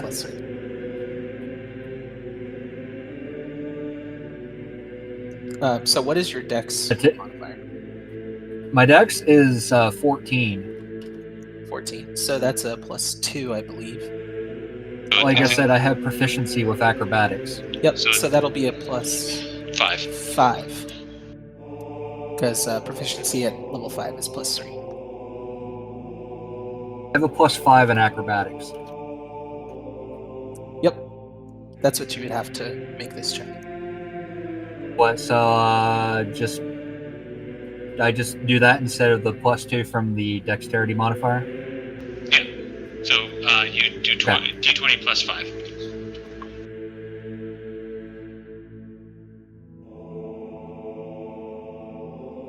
Hopefully this will work. You easily clear it. Okay, I do I take a couple steps back, and I run, and I do like a cart, like a flying cartwheel type of thing, Nice. and land on the other side. Whoa. As That you land, was Tristan starts awesome. to clap. All right. I'm gonna continue down a little bit to see what other magic I can see, just to make sure that there's like no other traps like Yep. immediate. There is some more magic, as I said. So to your right, the path kind of splits. To the right, there is a locked door, and just to the right of that door, on the side with the hinges, on the side without the hinges, there is a little bit of evocation magic. Does Detect Magic tell you what schools there are? Yes. Okay, so yeah. Yes, I think so. Yeah, they do. So there's a little bit of evocation magic on the side of the door without the hinges, and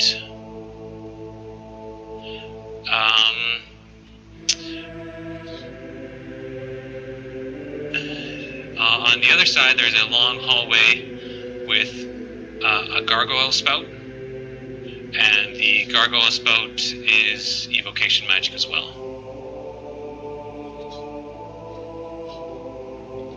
Oh, let me see if I get this straight. So there's like there's like a doorway or a loft door, and you say that there's like two things of evocation magic, one of them being like a gargoyle spot. Are they like facing each other? No. One of them is sort of continuing down the hall. One of them is right beside the doorway.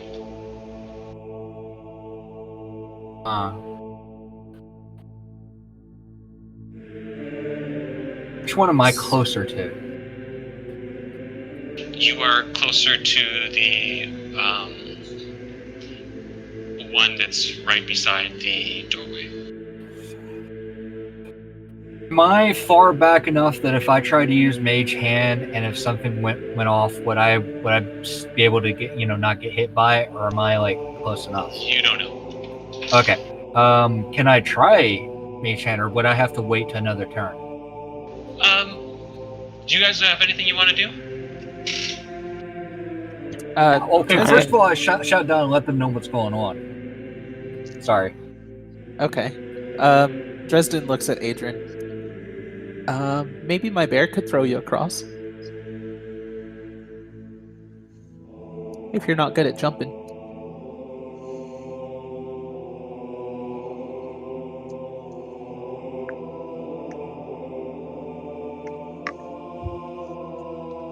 Or you could fly us. Yeah. I mean, we can see the lasers, so I don't think it would be that hard to sneak around them.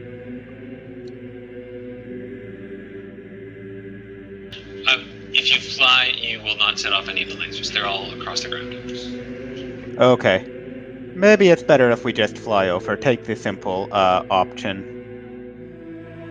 Okay. I'm gonna origami my bear down again. That sounds like a good plan. Make you check That, to make sure if you remember that. Yeah.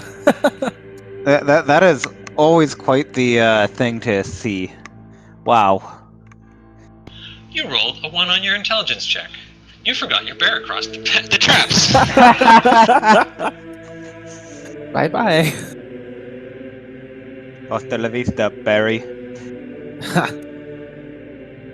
Okay, so I'll use the second out of 3 charges on the cloak of...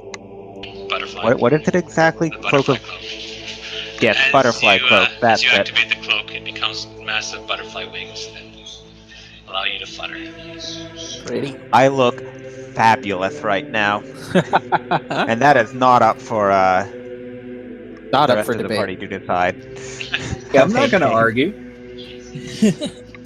We flutter our way across the trap, setting off exactly none of the lasers, and we land safely on the other side. No giant saw blades come out of the floor today. Yay! Okay, so you are at this door that has a source of evocation magic on its right. And down the hallway there are some fans and a gargoyle spout that also has a source of evocation.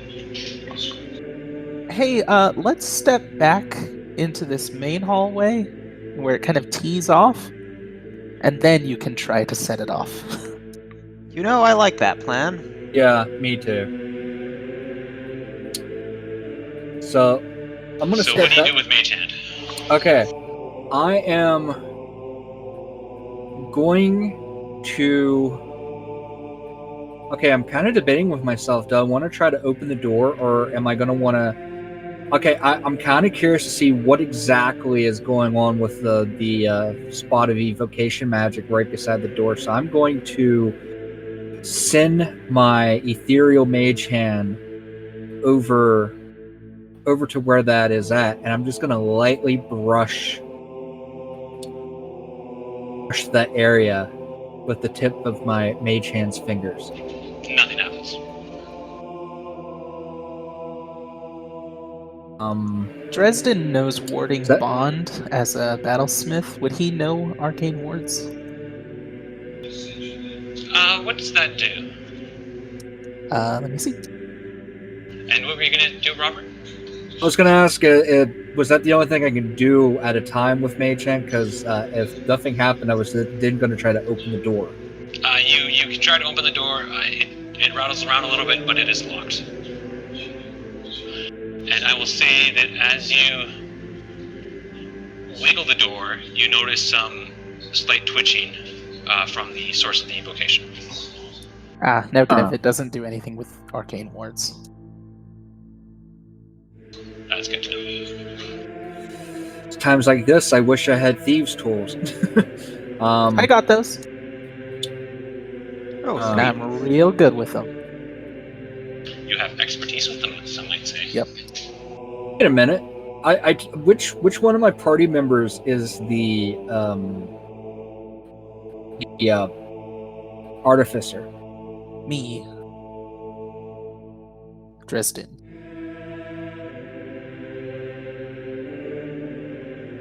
Is it Dresden or like who had the mechanical bear? Dresden.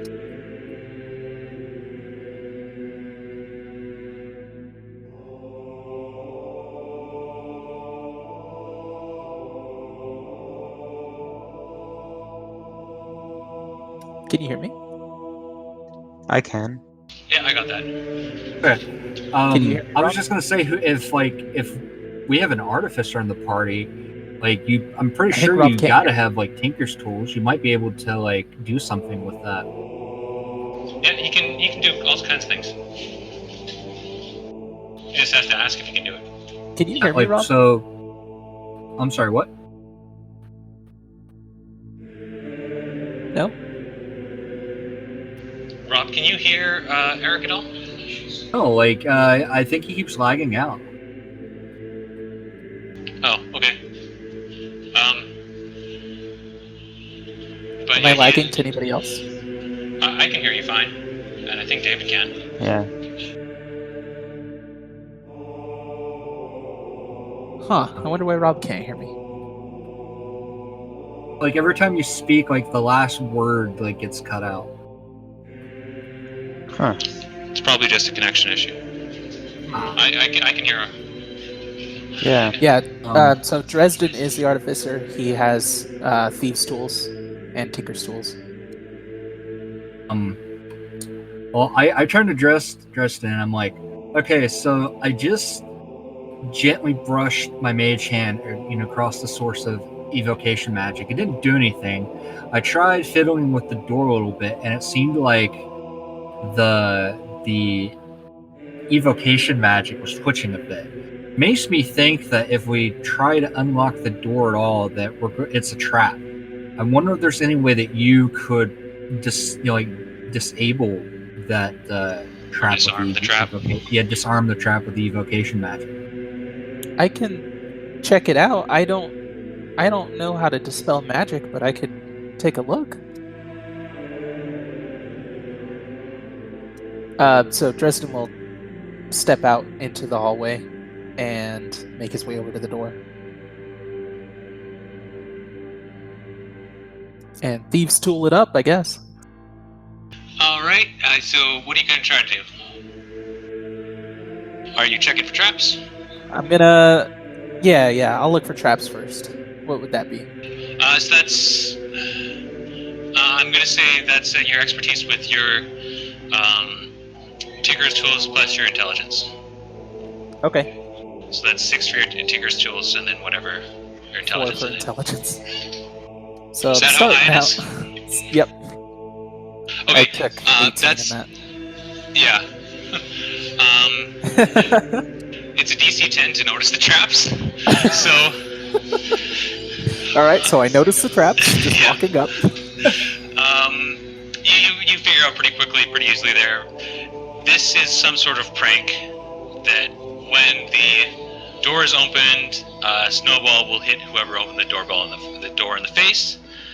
The magic has not done so well with age, and the snowball has become a little bit more deadly. Okay. Not super deadly, but more deadly than a snowball. If I look at the lock, is there a way to disable it? Yeah. By ducking. So so roll d20 plus 10. Okay. Roll a d20. Oh, please don't be a nat 1. You got 10. 20, not natural. You easily disarm the trap. Yay! Not so easily. It's a little tricky, but you get through it. It was a complex trap. Okay. I'll yell down to everybody else. Okay, it's open! Nice! All right, now you just have a locked door. Oh. I have Thief's Tools, so I'll just pick the lock. All right. That's dexterity, so that is your expertise plus 6, plus whatever your dexterity modifier plus 10. Plus 2. So d20 plus Yep. 8. Roll a d20. You rolled 2. Oh, fuck. It's a 10.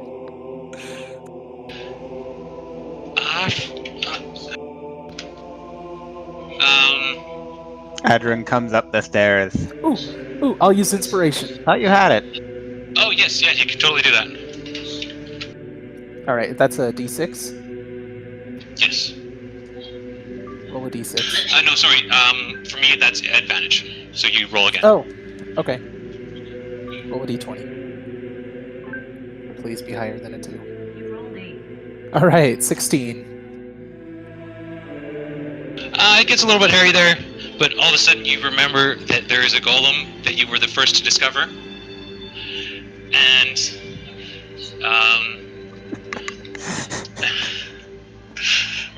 And I get opens. excited. The door opens easy enough. Nice.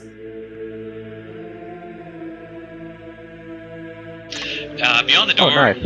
you see the makings of a very fun slide, but not super steep, but it is sort of slowly spiraling down and slowly spiraling up one side and then the other side. Dresden's eyes become stars, and he points at the slide, looks back at Adrian and Reese, points back at the slide, and belly flops onto the slide.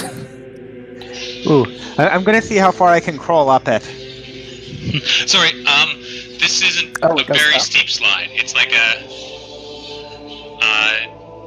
gentle incline. Okay, I thought it went down, sorry. Oh, it does go down, but it's more something you'll have to walk down. Gotcha. Oh, that's disappointing. Disappointing, but he stands up and starts to move down the slide.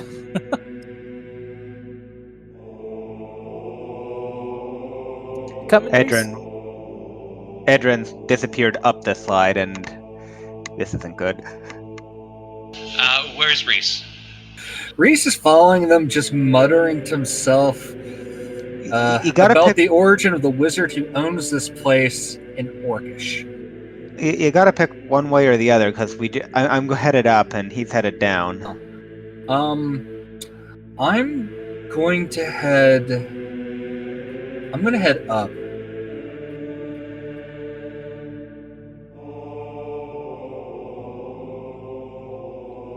Home. I missed that, Rob. Could you say what you said there?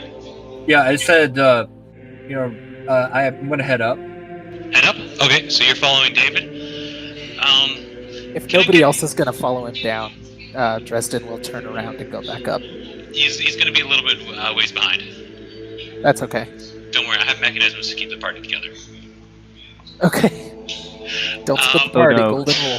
So David's in the Adrian's in the lead, and Reese is a little bit behind him. Both of you make perception checks. As a boulder comes rolling down the slide. Eric, stop making predictions.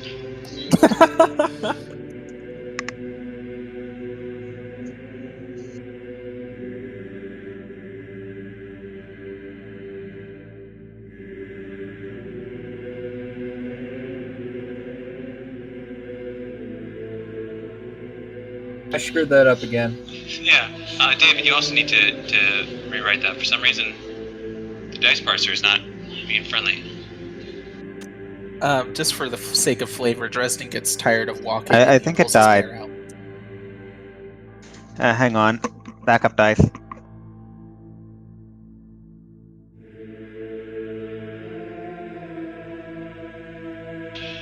So you guys got a 16 and a 20, which is very much enough for you to see the golem standing just around the bend. Blah! Oh my god! Slowly walking towards you. I turn around and book it. I do the same. Do you let Dresden know? Golem, Yes, I golem, shout golem, at him. golem, golem! Yeah, I shout, it's like, run for your life, it's the golem. Dresden has just gotten his bear up, and he's like, "Really?"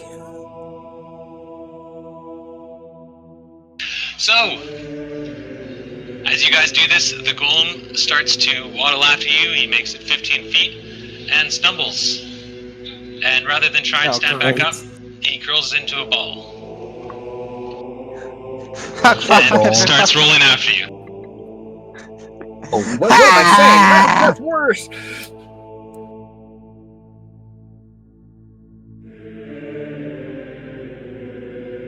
Are you guys gonna try anything to slow him down? How big is right. the ball and how big is the passage? He is almost as big as the passage. There's about a foot of clearance. Not even that. Maybe a half foot of clearance. Damn it. I think when I get back to the hallway where the door was, I'm just gonna duck inside of that hallway. That door is locked shut. Oh, great. Oh, come on. If you crap, want, you can spend a minute trying to open it up again. Oh yeah, that would be a great idea.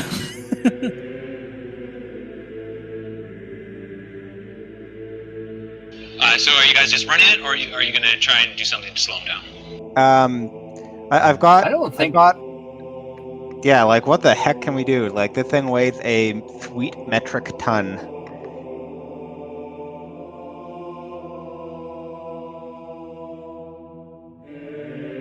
We by the door.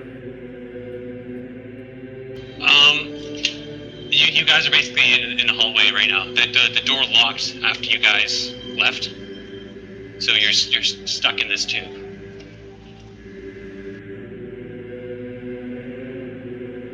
I guess we gotta hoof it. Do So you- do either Go ahead, David. do either of you guys have anything? Edrin says we're just running down this tube. Oh, I mean, the only thing I think I could do is I could try to electrocute the bugger, but I don't want to hit either of you with with splash effect. Okay, you stay behind, and we'll run on ahead. I suppose I could take one for the team. Oh no. Fine, I will try to cast thunder wave at. Thunderwave isn't actually electricity. It's more of like a force. If I understand it correctly. Oops. But yeah, you can do that certainly. That's a good idea. I'm gonna hit it with thunder wave. What exactly is the roll for that? So that's going to be you tell me a number like a spell save. My spell save DC is 14. And I think it's Constitution, or read out the spell for me. It's a constant Constitution. Okay. And what happens on a failure? It go on a failure. They take 2d8 damage. Okay, thank you. Is there another effect? If they make the save, then they just take half. But And, is it like put and back or it anything causes like? them to be prone. Actually, hold on. Let me double check that because I don't remember if it's prone or if it's thrown back. While this is happening, the other two in the party see a small wooden bump in the road, basically, sticking out, a board across the tunnel that you guys will have to jump over. We attempt to do so.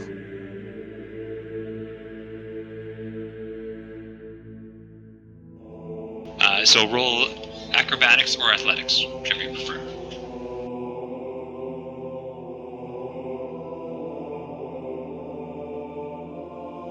I'm terrible at both of those.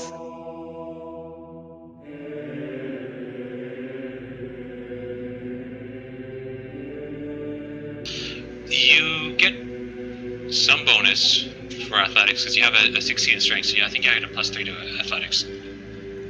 Oh, They get pushed 10 feet back if they fail.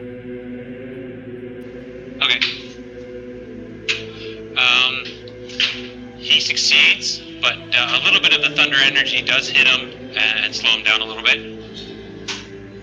and sort of actually stop him for a moment, and he slowly has to start accelerating again, giving you a bit of a head start. Eric, did you roll for athletics or acrobatics? I'm trying to find something. Hold on, give me just a minute. Okay. David, you easily leap over the small board.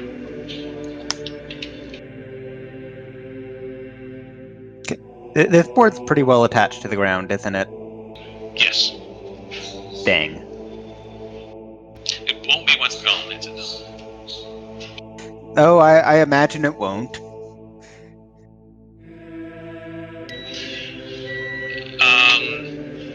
And it is over to Reese. You have to try and leap over the board as well.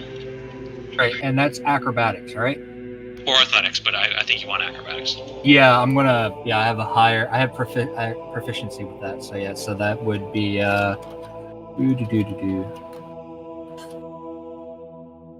Can I try to use levitation? Yes.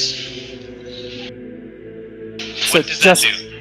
just before getting to the board, Dresden's gonna have an idea and turn around. Levitation can make an object or creature float up to 20 feet above the air, where they remain for the duration. They can only get around by pushing and pulling against other objects, and they have to make a con save, which I'm sure he has high con, but worth a shot.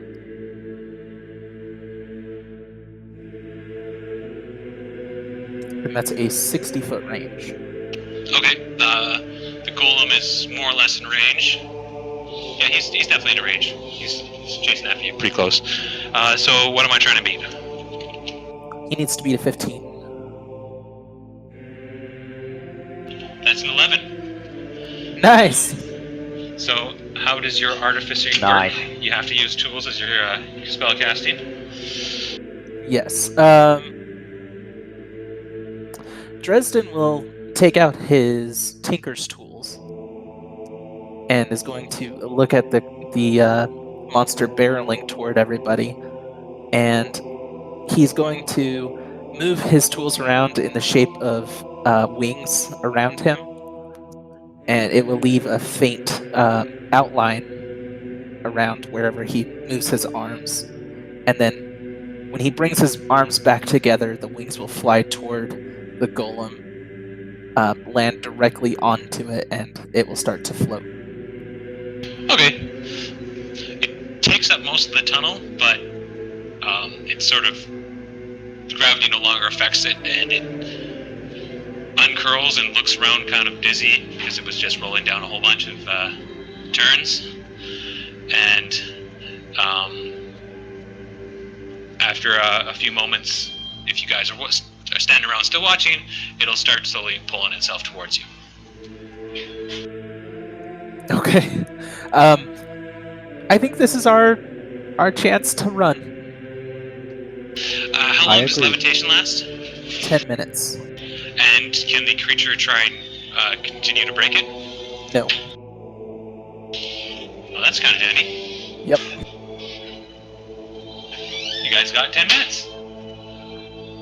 As you continue down the slide, it comes to an end eventually, and there is a blocked door with a sigil in the middle. That's pulsing. Huh. Oh, this is crap. not good. Sorry, what did you guys say? Said this is not good. It's only a locked door. Dresden Yeah, calls but down to you guys. glowing sigil. Oh, you still have detect magic. Hang on. I So- think it's been more than a minute. Sorry. Dresden's going to call down to you guys because he has to stay within range, it looks like. Ah. I'm gonna say he doesn't. Okay. Cool. It's yeah, like it's probably a lot more around than it is up and down. Yeah. So he can sort of stay in range. Okay. By continuing down. So you're basically 60 feet below the goal. As he Sounds slowly good. pulls himself towards you. I can continue to change his altitude. So he'll keep trying to push himself down and I'll push him back up. He is slowly crawling against the ceiling. And he's strong enough to overpower the spell. Okay. But it's still going to take him a while to get to you guys. He's coming. That was a great thinking on the spell, by the way. Good work. Yeah, that's a very good idea. Thanks. Yes, that was great. There is faint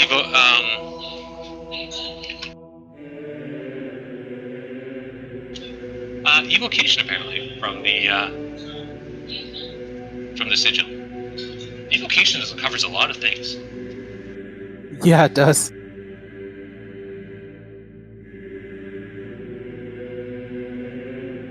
So, what are we doing here? I've got about no magic. Like, my approach to this door is just to go at it.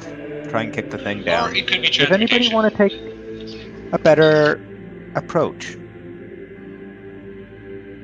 Do you want to look at it, Reese?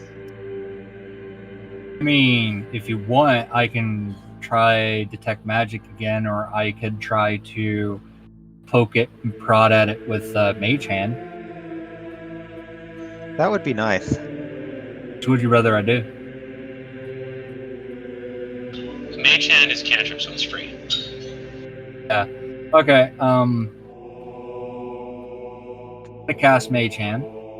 I'm going to step back about 30 feet. I'm going to have a little more faith in this and step back, 10 feet.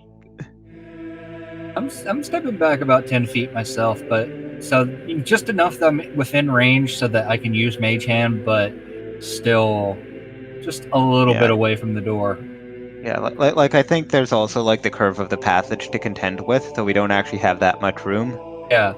That's a Okay, good point. so I let my Mage Hand brush gently across the door.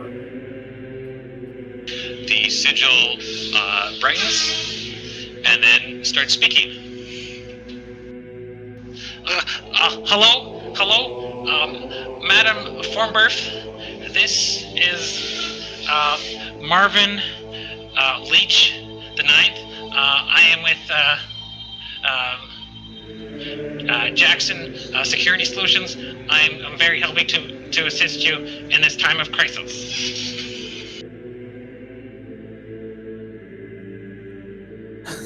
Dresden will walk He back just up. blinks. Are you good at impersonations? Reese, are you good at pretending to be somebody else? I mean, I don't have proficiency in deception, but I could still do it, I guess, a little bit decently. I mean, I have What about some kind of performance? sword. I would say this is more performance, I performance. do. Okay, I have Nice. expertise in performance. Nice. In fact, I think my performance is +7. Go Nice. for it, then. Okay, so I'm going to pretend to be like I'm having problems with the security here, I apparently have seen to lock myself out, and it's causing a lot of problems. Oh, yes, I And- see that. I see that, madam. Yes, there was a. You seem to have been locked into your maintenance shaft. If you. It says here that you've been dead for 300 years, but we'll just update those records after we've fixed your issue today. If you wouldn't mind telling me the password, and I can unlock the door for you.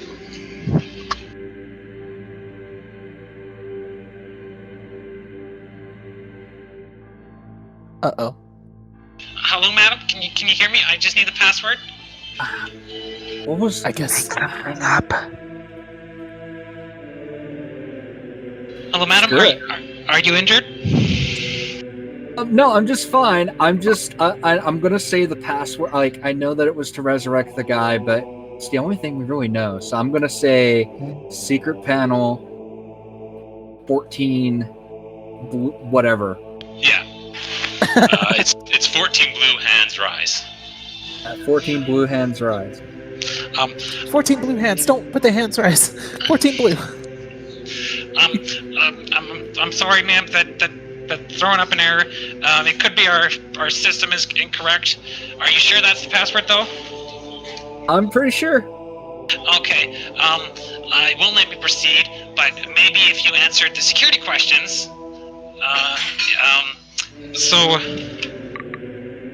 I'll ask you a series of questions, and if you can get them right, let me see. And he fumbles with you can hear him fumbling with the script. Dresden looks up in Oh. horror as the golem is getting closer and closer. He's still quite a ways Oh, away. You God. don't have to worry about the golem for quite a while. Well, 10 minutes. So it's the security questions. So Probably I'll like ask you a 7 now. question, and you just tell me what comes naturally. So if I say, what did you tell your son when he said he was hungry, and you answer, "Hi, hungry, I'm mom," then that is correct. But I'm not supposed to tell you that. Sorry, I wasn't supposed to tell you that one. Okay, I understand. Okay. So that one didn't count. Why? First question then. Why don't you trust stairs? I don't trust them because they always get caught out in the rain. That's incorrect. I'm really worried that you might be injured. I will give you a health potion then. A health potion appears. The real reason you don't trust stairs is because they're always up to something. They're always up to something. Sorry, I wasn't supposed to tell you that.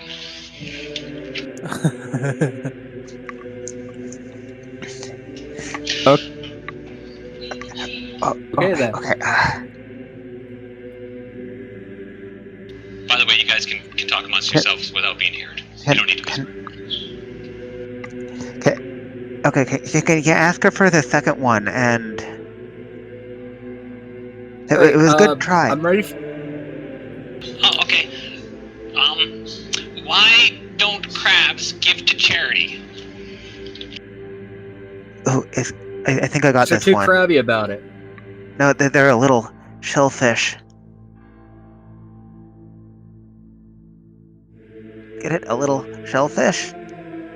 They're a little selfish. So which one do you say? Say they're a little selfish. Shellfish. Oh yes, that is correct. They're shellfish. That's a funny one. Okay, so you got one right. You just need to get two more right, and then we can learn. Third one. What must you learn before you can write in Elvish? Oh, I'm an elf. I'm no good at this. Turn to the elf. I don't know. That was like 200 years ago. Runes? No, it's gotta be punny. Yeah. Be what? The question was, what do you gotta know before you can write in Elvish? But It's been so long I don't remember now. I've just The always known how to alphabet. write. The alphabet. Oh my sweet fuck. I turn to the security. The alphabet. I guess that is correct. We just need one more.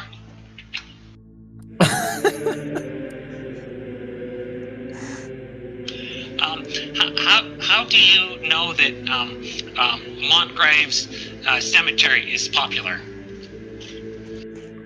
Ooh, I know this one. I know this one. Because people are I dying turn to back get to in. Okay, I turn back to the security because the people are dying to get in there. Yes, that is correct. Okay, I can unlock all this door for you. Is there anything else I can come help you with on behalf of Johnson Security Solutions today? Can you turn the golem I think off? that's. As I turn to my two party. What? Can you turn the golem off? No, but that shouldn't attack you because it's boss, right? Right. Yeah. Right. It seems to be Hey, that is defective. correct. It should be able to deactivate it with the safety release that's in the vault. Oh, okay. Well, we'll go do that then. Okay, and is there anything else that I can do for you? By the way, the door is opened. Well, can you send in some more of those health potions? I don't know about that. Do you really need them? I You only can have a bill it limited to supply. you can bill it to my account. Yes, we do need to discuss that in a bit. There is a fee for running this for 300 years, and you haven't paid a bill in 301 years. But we can discuss that later. I understand you're in a bit of a pickle here. Are you sure you need the health potions? Yes, I think we are. Yes. It's been 300 years, so it's been a little bit of a... it's been a bit of a time. Things have gone a bit wrong. Okay, make a deception check. Me or him? Me, Adrian probably. is saying it, yeah, because... Okay.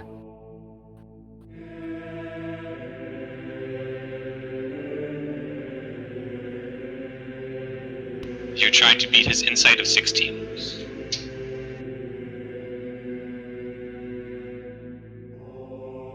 I rolled a 15. Do you have a charisma modifier?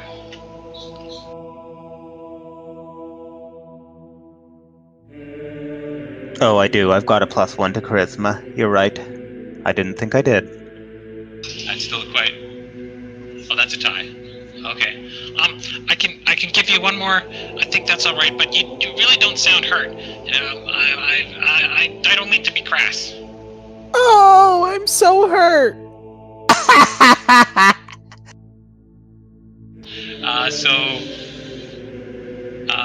Roll deception or performance, whatever you want. All right. I'm not good with either, but hey.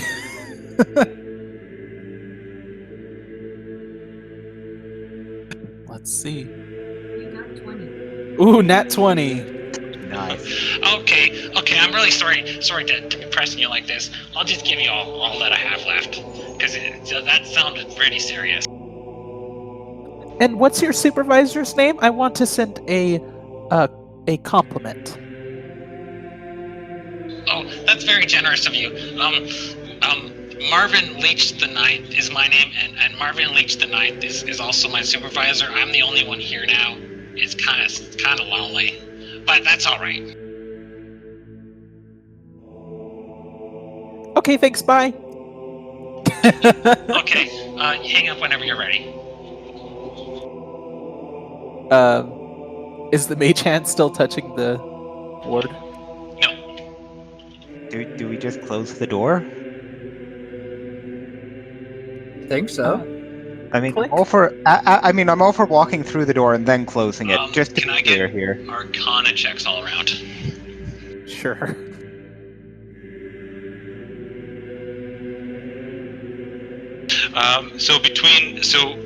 With all the healing potions dispensed, You guys get 4 healing potions and 1 greater healing potion. Yay! It's a 23. Okay, I might drink one of them now. I'm still fairly cut by Monsieur Le Peu from the sparring we did at the beginning. Oh, I'm yeah. gonna take one as well. So you From my guys can roll fall. for that. Is it? What's the? I got a 10 from our Arcana score. Okay. So did I.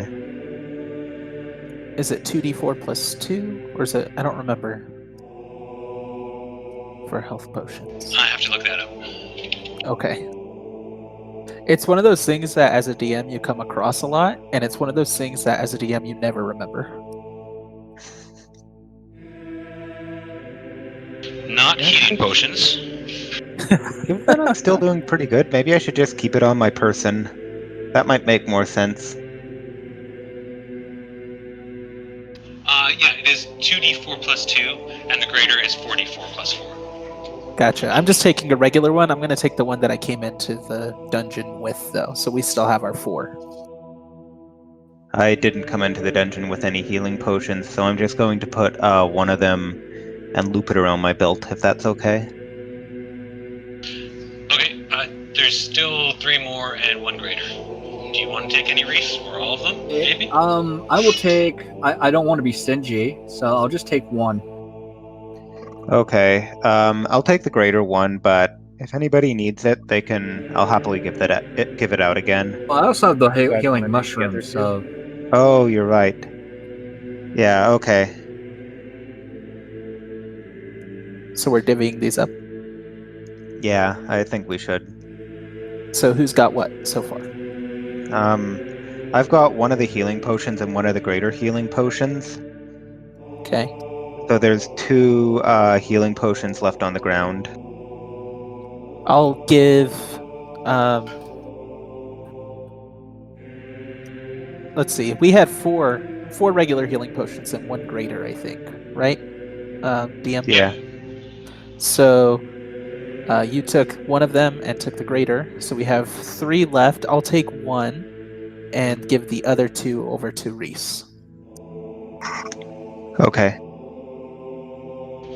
All right. And Dresden is back to full health. And as you guys are taking your time to do this, you hear a bit of a grating sound as the golem slowly pulls himself along the bend behind you. I'll go through the door. And just then, Through the door. your levitation potion spell wears off. Okay, pulling my bear through the door too. On the other side of the door, there is a long bridge. You're sort of on a platform. From the platform, a long bridge extends across lava, and at the other side of the bridge, there's a very large lever that is dressed up sort of like an axe almost. that's cool. What? Cool. And also on this side, there is a thick spear-like thing that you guys can pick up.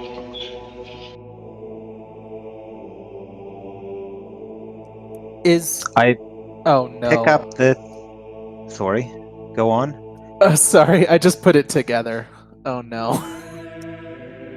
Okay, is this a rope bridge?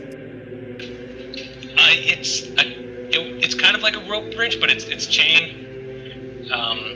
Okay. If it was rope, it would have burned up. It's made out of chain and metal slabs. And all there is on the other side is that axe lever? Yes. So we're not going to be going head to head with another person who has a giant Q-tip? I don't know what that's a reference to. It's like those old. Oh, it's yes. like an old game where Yes. people walk on a The like a gladiator game. plank. Yes. No, and you then- won't be fighting that right now. Okay, that's what I thought was happening, and we were gonna Right plummet into now. the lava. Right now. Uh, Okay. can I take the large pole-like thing and try to jam it under the door quickly here, so that the golem we've got a bit of lead time over the golem opening it? Yes, you can try that. I try to do so. And with your high Arcana check, you know full well that there is no way you can hang up on poor Marv. Okay. So he's just sitting there, like, okay, you guys can hang up now, you guys. And as you close the door behind you and jam it shut, you hear him saying that. Okay. Poor guy. Just on call forever now, or until the golem smashes the door. Is the bridge wooden? Like, does it sway? It sways, but it's completely made out of metal. Okay. It sways like a rope bridge made out of wood and rope, but it's made out of metal and chain. Do I think it can support my bear? Yes, it's very Okay, sturdy. Do I actually manage to jam the door shut? What skill are you going to use for that? What's your ability to Strength. Okay, yeah. So roll d20 plus your strength modifier.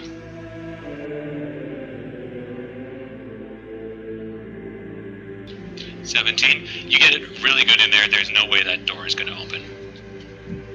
Sweet. Nonetheless, given that the door may simply cease to exist, I'm going to say that we cross this bridge in front of us. Agreed. I will lead the way. So you guys all start crossing the bridge? Trepidatiously. Yeah. If it starts to buckle. Yeah, it's a little bit wobbly, but you guys have no trouble. You Still get got about, one use on that butterfly cloak left. by the As we time you cross- get oh, sorry? Oh, sorry. I was going to say, as we cross, Dresden will be sitting on his bear, and I'm going to do one of my first level... it's not an infusion, it's like one of the... where you add a magical property to an item. Charm? That is infusion. Is it? Okay. Yeah. Normally that would be something you need a long rest for, but you would have actually had to start the dungeon with them. It's magical tinkering. Magical tinkering. Okay, no, yeah, that's a different one. Yeah, you can do that. Yeah, so I'm just going to grab one of my crossbow bolts, and I'm going to tap it with my tinker's tools and speak into it. I'm just going to say, I'm right over here! And that's just preparation for the future. Okay, yeah, that's a good plan. So as you get about a quarter of the way across the bridge, it sways kind of beneath you, and you're going at walking speed, so it doesn't fall out from under you.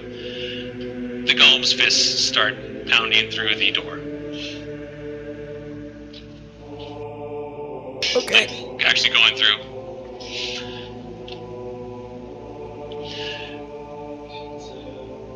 Not good. Yeah. Are you guys gonna speed up a little bit? Yeah, of course. Oh, hell yeah, boy. Yes. Step, steppy, step, steppy, step, steppy, step, step, step, step. So make dexterity saving throws as the bridge sort of wiggles around underneath you, and the golem is going to basically walk through what remains of the door, kind of like leaving a cartoon outline of himself.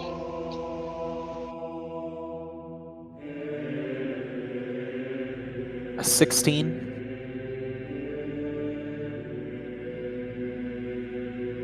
No? That's an 11 for Reese and a 14. Yeah, you all guys all pass. It's not buckling that much beneath you. It's pretty easy for you guys to keep on. I would say you guys are jogging about now, or are you running full tilt? Full tilt. Yeah, I don't really think the bridge is going to withstand the golem, to be honest. And to your surprise, it does. It sags a little bit and wiggles a little bit when he steps on it, but he steps on it about when you guys are 3/4 of the way across the bridge. Yeah, I'm just barreling down the bridge. I am cautious. It's like I don't know, like a jog, because I can't just like run full out tilt on this wiggly bridge. I don't think. I'd say a bear can barrel down the bridge, though. Aha! Yes. At 40 feet speed. Okay, I'm just running to try and get out of the way of the bear now. So you make it to the other side. The golem is still kind of waddling. He's really slow on the armor. And what do you guys do? So there's the large lever. There also seems to be a ballista set up, and right beside the ballista there is a sort of spear-like thingy that reminds you of the same thing you jammed into the door. Ooh, I'm wondering if the spear is supposed to go in the ballista. That would That's make a quite lot possible. of sense. Since there's a ballista spare. Hey guys, do you want to try and load up the ballista? The alternative is Sure. we could try pulling this very fancy lever over here. I think we have to load the ballista and then pull the lever. Ooh, that would make sense. Okay. Let's do it! And they all sprang into action. Only 2 people can load the ballista. I've got a pretty high strength and dexterity check. I should probably help load it. So I'll grab the Help load it ballista too. spare and heft it up and try and load it into this thing quickly. Okay. And you're going to have to convince me how you know how to load a ballista. A ballista is a fairly simple object with a line where a pole goes, and I am currently holding a pole. The ballista is also pointed in the right direction. More or less in the right direction. You'll have to aim it in a second. If you choose to fire it right away. You could pull the lever first. It's your decision. But make a strength check to try and wind up the ballista. You have advantage because Reese is helping you. Would you like to do anything, Dresden? Just go stand by the lever. Okay, so you roll it on the first try, Adrian. The ballista is cocked and ready.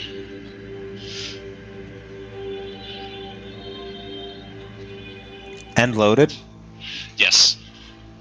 Good. Just had to check. What are you guys gonna do? Dresden stands it by the lever with one hand on it. Like, do I pull it? No, we gotta aim it first. Okay. Hank, how do you aim this thing? Okay, let's aim a little bit ahead of where the golem is, so when we fire it, then he'll be there. What do you think? Yeah. Sure. Okay. What kind of check would it require to aim it? That's up to you guys.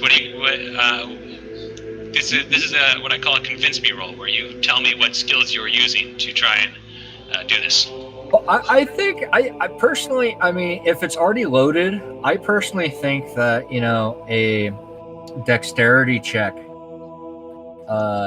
would be able to do it. So this is completely up to you guys. So if you think if you're trying to moving it's going to be really hard. So I think I think that Adrian is going to try to standing behind the ballista. Adrian is going to look sort of sight down the barrel of the thing, and he's going to try and lift the back of it and sort of shift it over a little bit with his strength.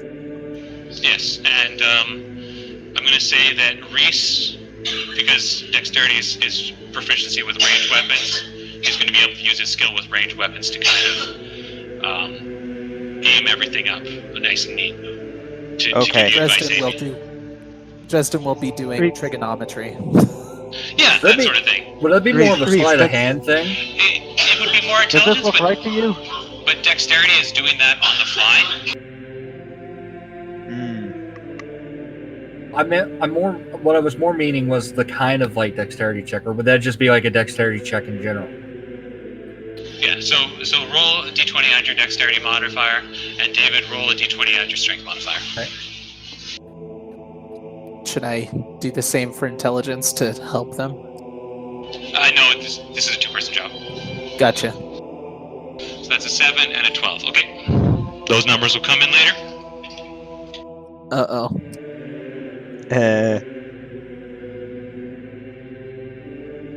This thing is heavier than I thought it was. Holy smokes. It's okay. With Reese's advice, you're able to target them pretty well. Well-ish. Okay. It's not perfect, Re- but it should do. Reed, And are we ready to fire? I think we are. are you going to fire, or are you going to pull the lever first? Didn't realize those were two different things. Oh, sorry. The lever is right beside the bridge. The lever is connected to the bridge. The ballista is kind of on its own. Oh. Oh, Well, let's fire the ballista so we have a way back. Yeah. Fire it first. Phew. You fire, and it hits square in the golem, and does nothing to his armor. Pull the lever, Kronk! wrong lever. The, Why do we even have that lever? The lever, the golem is about halfway across the bridge by now. I pull the lever. Make a strength check. Oh, great. Roll a d20. You got 20. Nat 20. Well, it feels like it would be heavy, but you're just something about being afraid of this massive golem trundling towards you. You easily pull the lever, and the bridge collapses, and with a slap, the golem lands in the lava. Now, lava isn't really like water; it's very thick and very dense, so it takes things a long time to sink in it. And the golem starts walking towards you, and after about a few steps, its feet kind of get stuck in the muck that's lava, and its legs are glowing with heat and almost white hot now, and they've started to drip, and these sigils all around its armor start to light up, and they just sort of snap and are overwhelmed and fall apart, and it manages to take another step deeper towards you, but it just starts stinking, and it's up to its waist, and its whole armor is glowing and starting to drip, and you hear massive explosions behind it, and steam leaks out of it, and then it sinks up to its shoulders, and then there's more bubbles as there's these explosions of gas or liquid underneath the lava, and it slowly disappears into the glowing rock soup. Goodbye. Hasta la vista, baby. And behind you is a very large wheel that looks to be the door to a vault. Hooray! Sweet. Now, how do we open the vault? I turn the wheel. It's not hard. It's designed for a little old lady to turn, but it takes a really, really long time. And like it's rolls millimeters at a time. Somebody's really geared this for mechanical advantage, haven't they? Yes. And as you are doing this, Creak, creak, creak, creak. you hear a thunk, and somewhere between a ceramic hand of skeletal, and sort of a clockwork hand reaches up onto where the bridge was behind you. Lovely. And the golem slowly starts to pull himself out. Everybody roll initiative. Oh, you gotta be kidding me.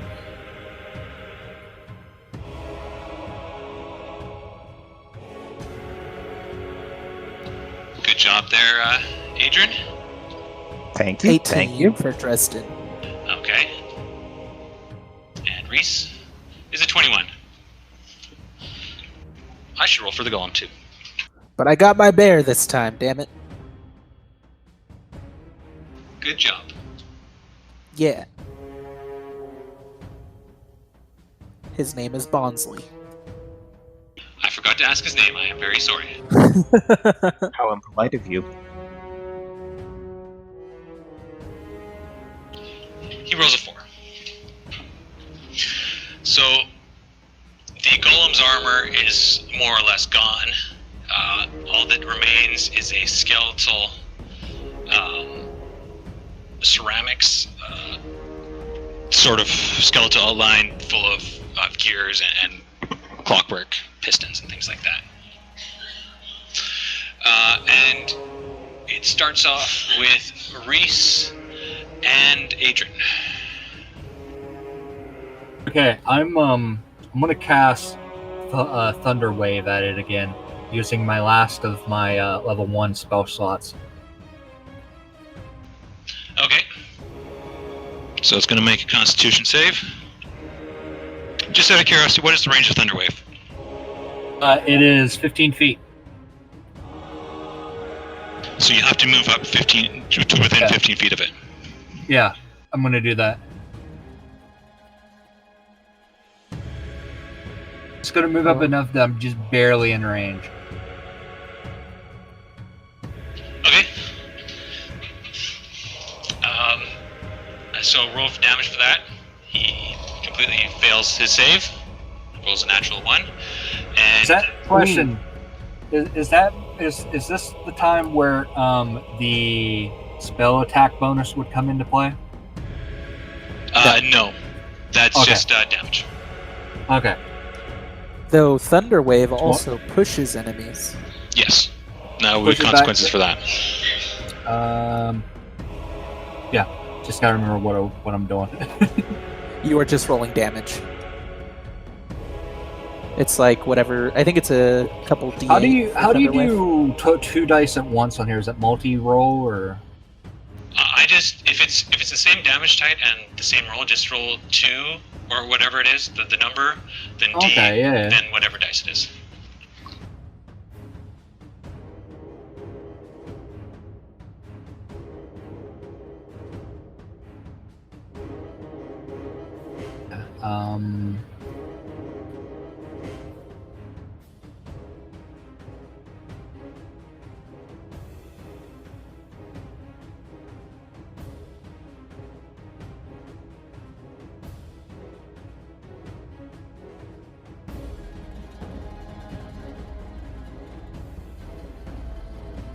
And you push the golem back into the lava. Hooray! Nice. And I do believe I'm gonna end my turn on that. What did you roll for damage? 10. Did 10 damage. All right, thank you.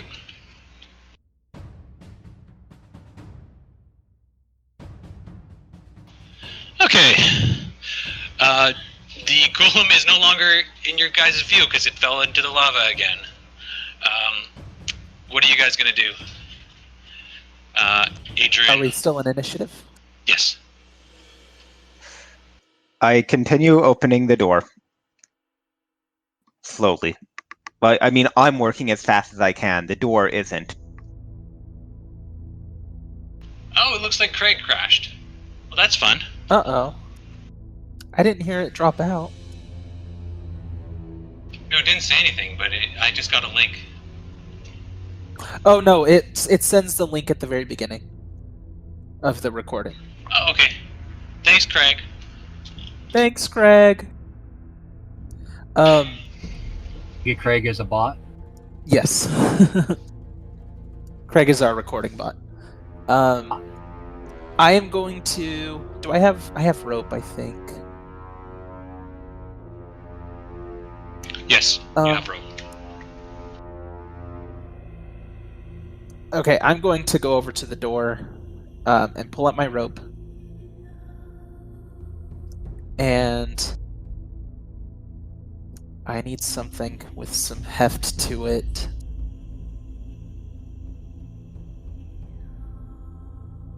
What are you using this for? I'm going to tie the rope to the wheel where one of the spokes meets. And I'm going to tie the other end of the rope to an object and then use catapult on it to make it fly quickly in a circle. Okay. I've got some javelins here that might work for that. Yeah, that'll work. Okay, here, take one of my javelins. So this is a multi-action kind of thing, so it's up to you, DM, if this can work right away. I can say David is using his action to start spinning it. And he can toss you the javelin as a bonus action, and you can use your catapult to also help spin it. But I'm also going to tell you it's going to take over a minute to open this door. Okay. Well, if nothing else, the catapult might make that a little more swift. So Yes. it's worth a shot.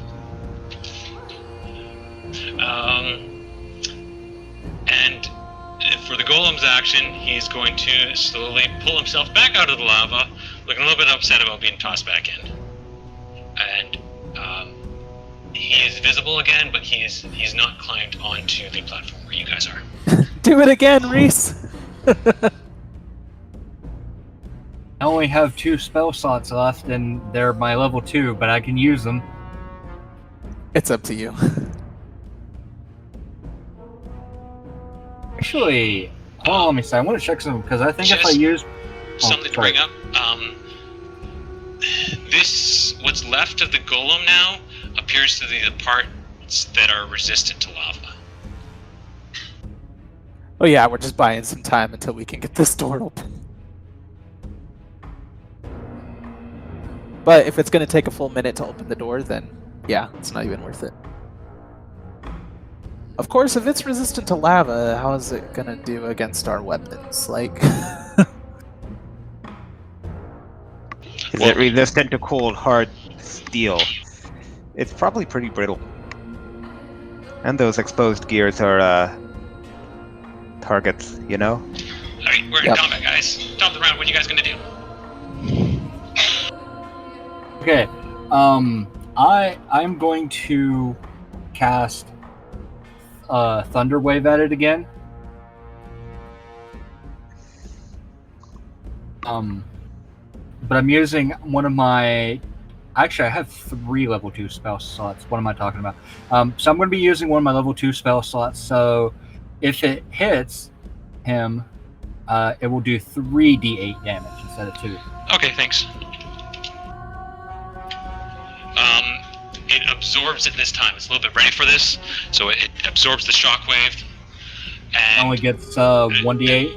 It does half damage. So 3d8 divided by half. Okay. All right, let me roll it real quick.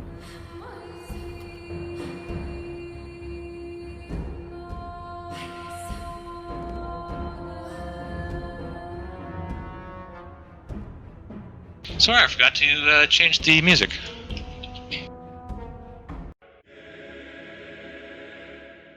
So he takes 7 points of damage. Alright, thank you.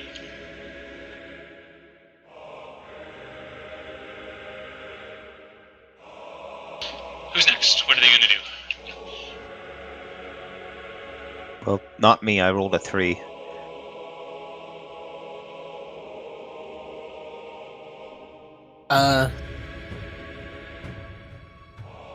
I'm guessing Eric? Is he still on the edge, essentially. Yes, he's in the process of. When his turn comes around, he'll have climbed back on. Okay. He'll have climbed onto the edge, and he'll be level with you guys. Okay. Dresden's going to run forward then with his bear. And make 2 swings with my axe. All right, roll for attack.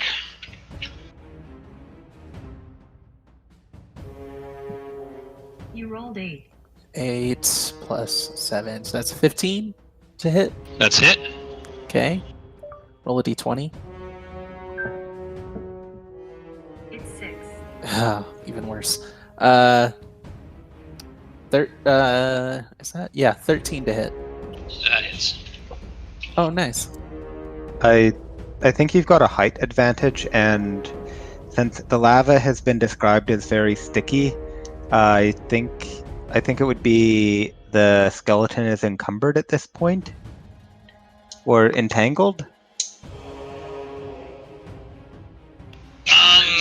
Not at this point. Because Carry he's on, strong then. enough to overcome the sludge.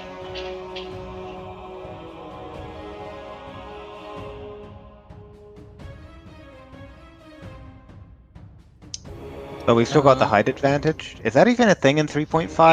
Not in 5e that I know of. Okay.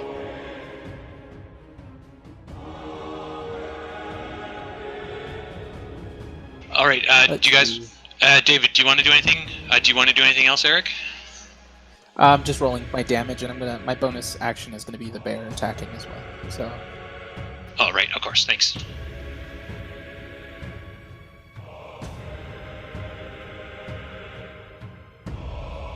So that is 22 points of damage from the axe.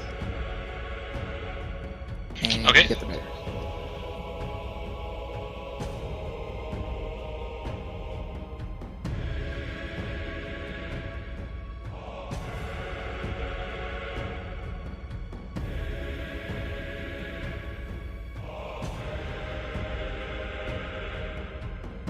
Is it? Sorry.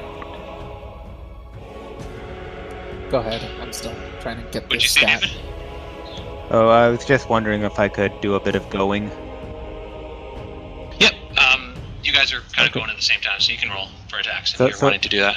So Edrin runs over to the edge, and as this ceramic skeleton is climbing up, so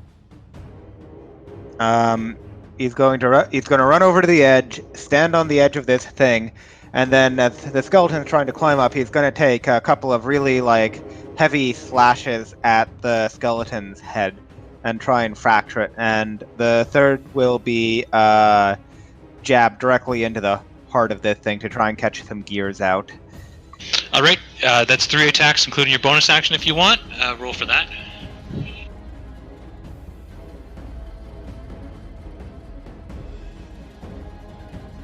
Eric, do you want me to look up the Iron Defender? No, I got you. I had to adjust it because of proficiency changes. So the first whack against the golem's head is going to miss, but the second one is going to hit, and then the jab is also going to connect. That was a 17 to hit as the bear. You also get modifiers. I believe it's 4 with those, David. 17 is going to hit as well, so that slash is going to hit or whatever And- it is. That is 10 damage. Yeah, I typed in the modifiers, but it didn't take them. So I yes, think it's that- just best to roll separately. Roll each, Yeah, each dice separately. But that's going to be 14 from that, and sorry, you said 10 from the bear? Yes.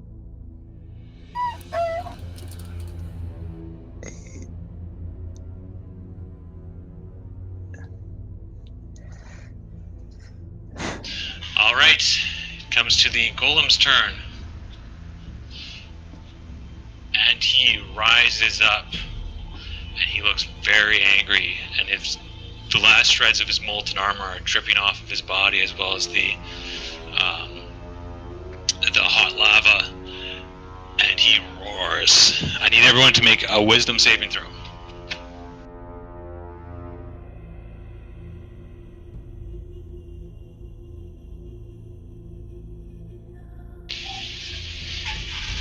Let me know what you get.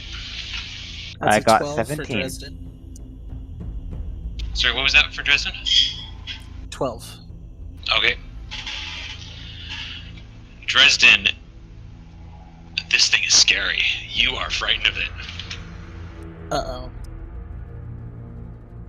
Guess I'm running away.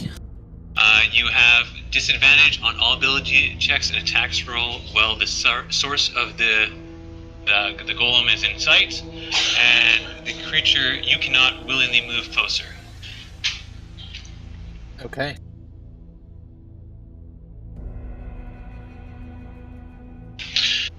And what did Reese get? Got 7. You are also terrified of it. So you get disadvantage on attacks and ability scores.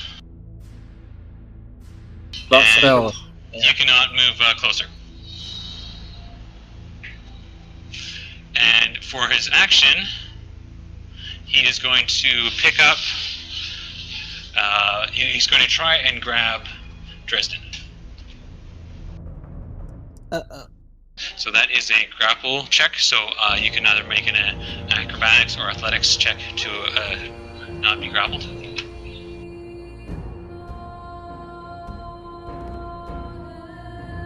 Can I use defensive pounce by my Iron Defender? Does that work on attacks? Yes, it's a reaction. It provides disadvantage against the enemy for a creature that it's within 5 feet of. Okay. So yes, you can. Cool. So take the lower of those two rolls is an 11. It rolls a 19.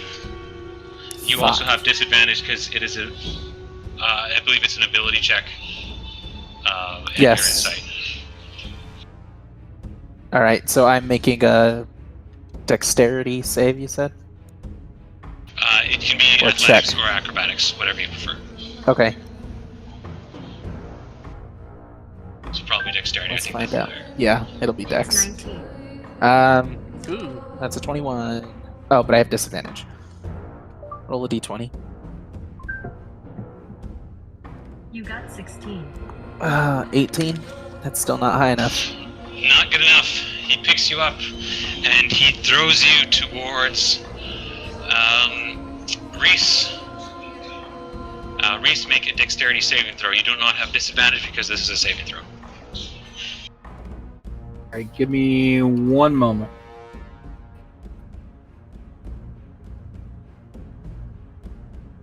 Okay.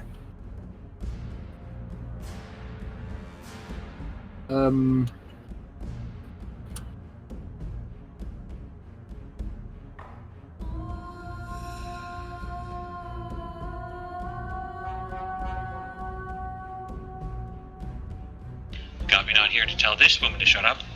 Uh-huh. I got a 9. So you are hit by Dresden's body flying towards you. You both take 14 bludgeoning damage and are knocked prone. Oh, no. And we go to the top of the round. And you guys will make, first off, we'll make wisdom saving throws to see if you are still afraid of the golem.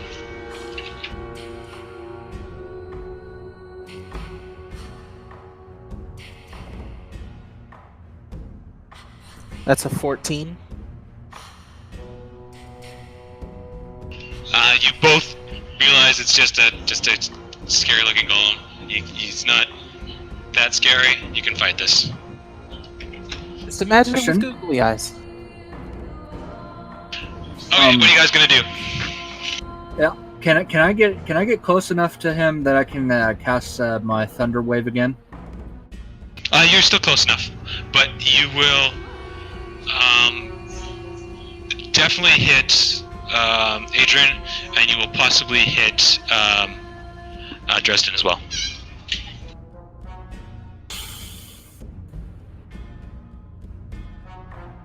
I'm going to try to use Vicious Mockery on him. All right. That's a save. What kind of wisdom? Is it wisdom? I believe it's Wisdom.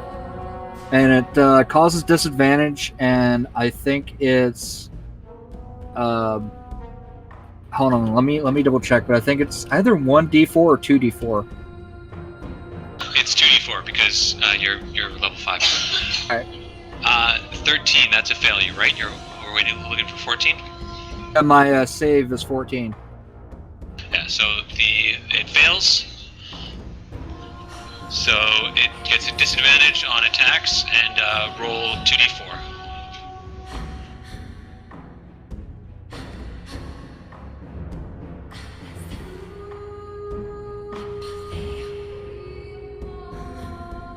Alright, so that's a 4.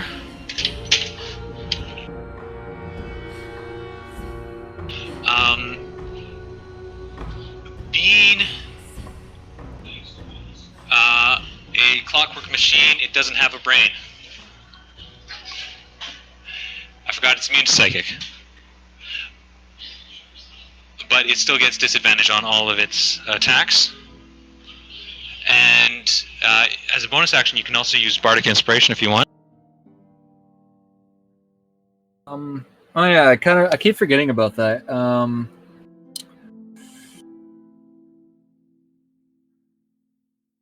I'm going to use one of my Bardic Inspiration. I think it was Dresden who got thrown at me, right? Yep. I'm gonna give it to Dresden.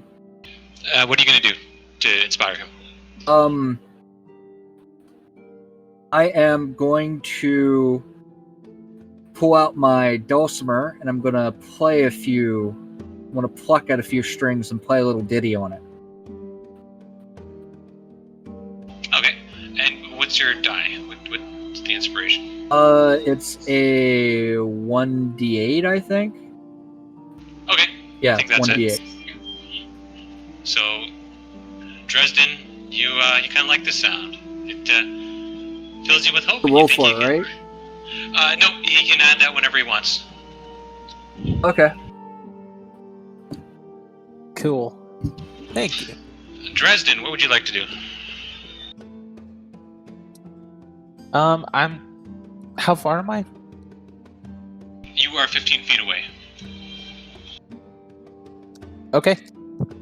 I am charging up again. Axe at the ready. Gonna make 2 attacks. A roll for your attack. And while that's 19 going for on, the first one. what is Adrian going to do? Adrian I had that spell. is going to do the obvious, and he is going to, with his 2 longswords and a 3rd additional attack, try to do what he did before, again, but better. Good plan.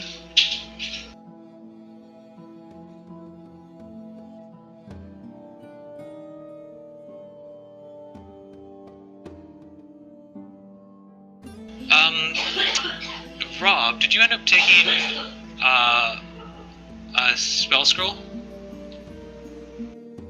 Oh, I didn't have time because I was still trying to put my character sheet together. That was pretty much the only thing I wasn't able to do.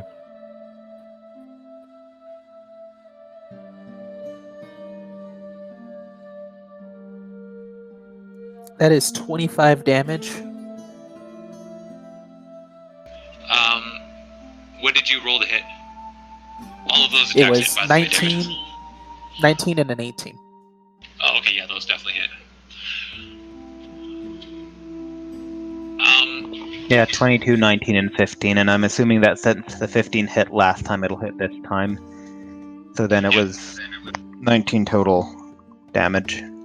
Because I actually got the syntax right this time.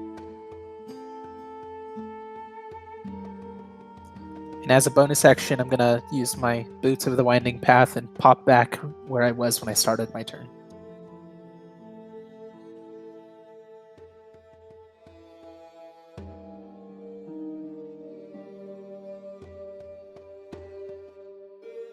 Yeah, CNA, you hear me? No. Oh no, not. You're not in. No, you're not in transmission. How about now? There you are. Yeah, we can hear you now. Okay, thanks. Sorry, my computer just keeps on thinking my mic gets unplugged. Uh-oh. Weird. Okay, sorry, that was 19 from Adrian, and how much was from Dresden? 25.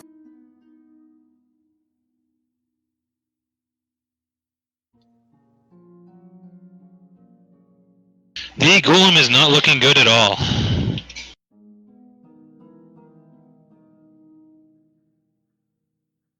If it had blood, it would be bleeding right now. Yay! Lava starts dripping out of it. Yeah, it got Um, flooded. No, I don't know. Reese, the spell I was thinking of giving you was going to be Call Lightning. So if you want, you can take that one as your Hot damn. scroll. Okay, I can try using that. How do I use it? Like, how do I do it? So you just cast it as if you knew the spell. Okay, well then I'm gonna cast Call Lightning. Yeah, on your turn. Oh, First, it's not it's my the turn Golem's yet. turn. No. Oops. If you want, you can look it up, that spell, because I don't quite Yeah, know. I'll go do that right now. It's a dope spell.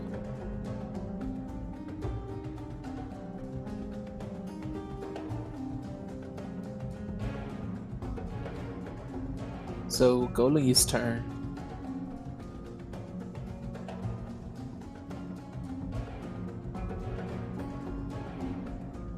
Did we lose you again, Ed?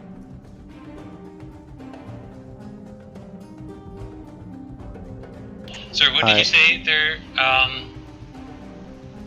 Eric? I missed that. I was asking if we lost you. No, I just had a conversation here. Gotcha.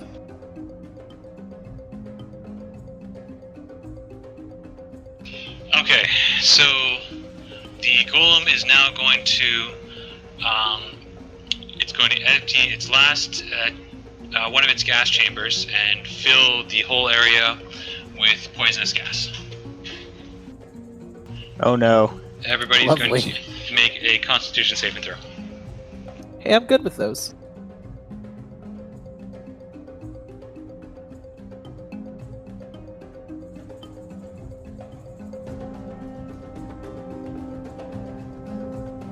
$22. I am too, apparently. Yep.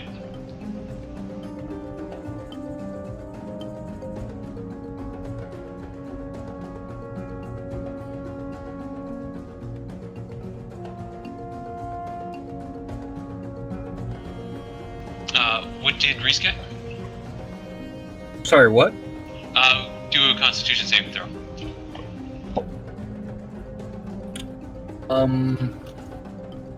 Give me one moment.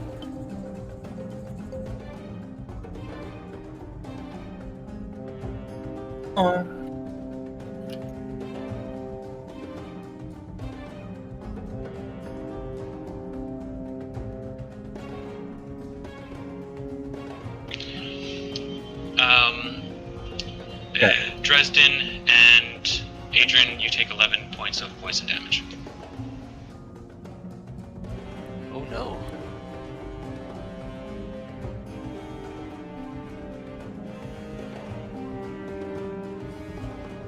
Okay, I didn't think it worked that time. I got it. So I'm in the You clear, right? fail. Yes, but you take 11 points. Reese Okay. takes 23 points, and you are poisoned.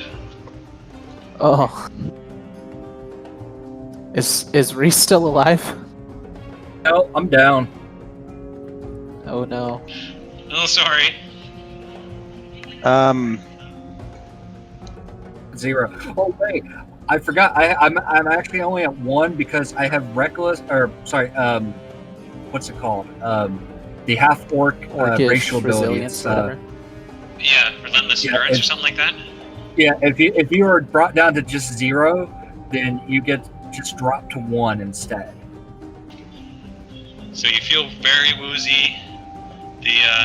the poisonous stick, and your eyes close for just a moment, but you find the courage deep within you to stand up and keep fighting. Please take a healing potion this turn.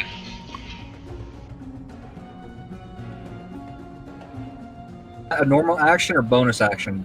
Bonus action to take a healing potion. Okay, I'm going to do that with my bonus action.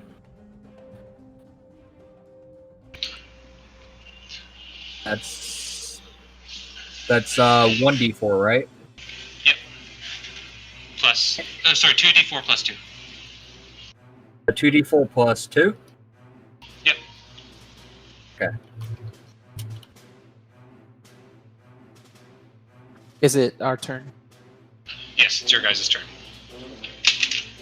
Dresden will run on over to Reese and do a Cure Wounds.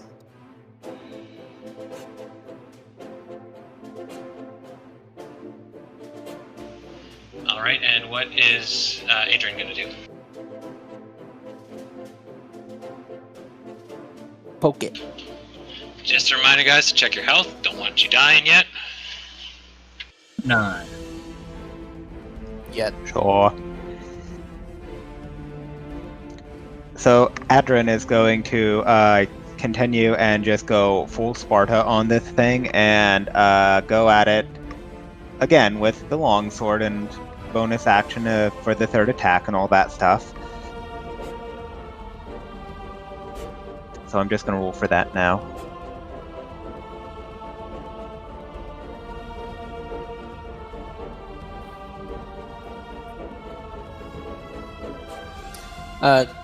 Dresden, you get an additional 10 points of health back from the Cure Wounds. Reese, sorry. Right. So all of those hit David. Roll for damage.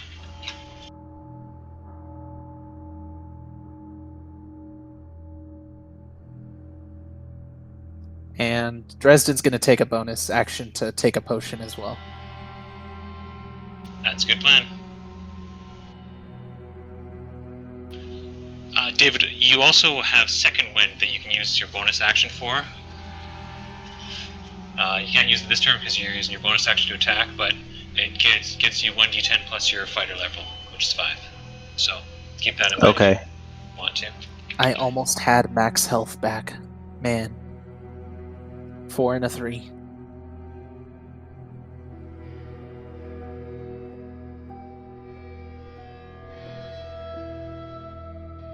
How is Reese looking now? At 9. Did you add Plus the 10? So you should Yeah, be at did you- 19. Sorry, what? Dresden healed you with Cure Wounds. Okay, well, thank you, Dresden. Yep. Oh, that makes me feel just a little bit better. Dresden is at 27 right now.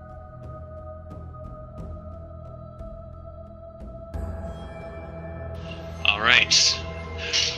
For the Golem's turn, it is going to move and provoke attacks of opportunity from Adrian and the Iron Defender. Yay! So Adrian, make an attack.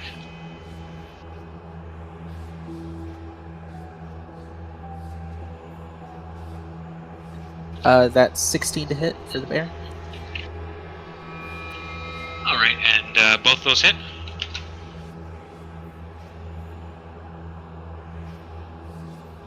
He has no armor.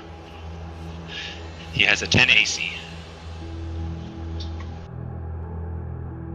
That is 9 damage.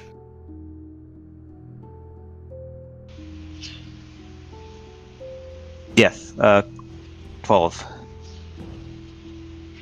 Oh, you rolled out of order. Okay, yeah. Okay, so 12 Yes, my plus apologies. 9, 21.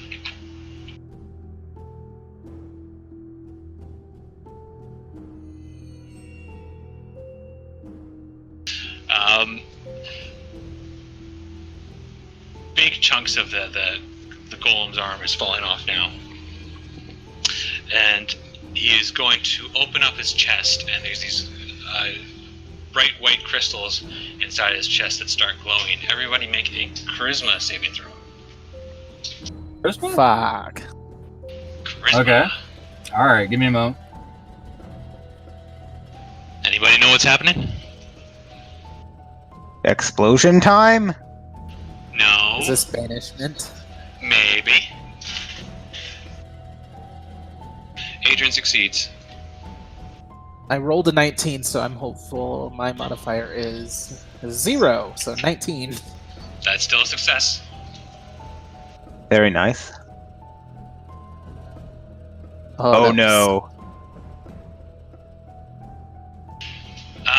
Reese disappears from view, Oh no. and Reese, from what you see, you're sort of inside of a crystal almost, and there's like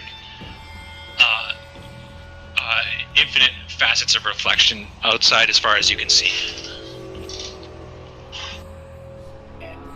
Is that a concentration spell? Sort of. Okay. And I just want to check one more thing.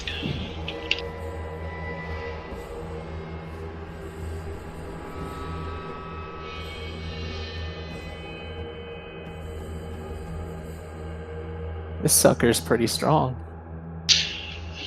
He's falling apart. Yeah, but banishment being a 4th level spell. That's is pretty it? crazy. Yep. Okay. Well, he can only do it once, and it That's was all good. based on the arcane shot, vanishing arrow. Nice. And the Raven's Shroud, I think, is the other thing it's based on. I forget what it's called. It's a critical role Okay. item. Gotcha. This? It's whoever wants to do something. Tristan, what are you gonna do? I'm gonna run up and hit it because I'm a dummy. And Reese, what are you gonna try to do? Tristan, you can roll for attacks. Well, I mean, you say I'm inside of crystal. Yep. Oh, and keep in mind, Tristan, you still have Bardic Inspiration. There's a part of me who wants to try to cast Shatter because I totally forgot this entire one shot that I have that spell.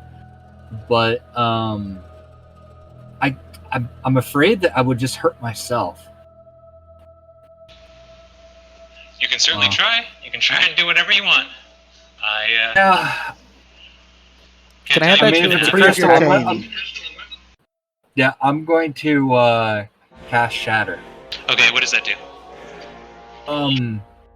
It's a thunder attack that and I'm going to make the point of it on like whichever wall or reflection or whatever edge of the crystal that I can see.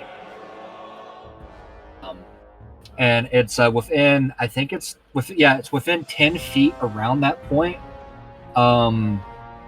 You have to, let me double check. It's either a dex or a con save. You have to save, or else you take, I think it's 3d8 of damage.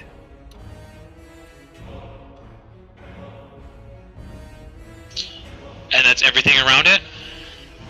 Within a 10 feet circumference. Yeah. So figure out if that's Dex or Con, because that's going to affect it a little bit. And you roll for attacks, Dresden? Yeah, I got a 9, which I'm gonna add my Bardic Inspiration to, Good idea. and I rolled a 7 on that D8, so 16 to hit. That's going to hit. And then with my second attack, I got a nat 20. Yeah, so you roll critical damage for that. Cool. Do you want me to double it, or do you want me to roll twice for the crit? Let's double it. Okay. And Reese, is that a Dex save or a Con save? Do you know? It's a con save. All right, thanks. And if it's a non-magical object or material, if it's a non-magical object or if it's an inorganic material, it also takes damage. Yes. So it fails. So roll the roll. Actually, it's 3d8 normally, right? But It's 3d8 if it fails. Yeah. Because it's an area effect, roll 68. 68? 6. Yes, because it would. Yeah. It basically is hitting it twice. Nice. I rolled a 7 for the first attack, adding 4 for my modifier. So that's 11 damage from the first one. The second damage was 8, so doubling that is 16, adding another 4 for the modifier. It's 20, so a total of 31 damage from Dresden.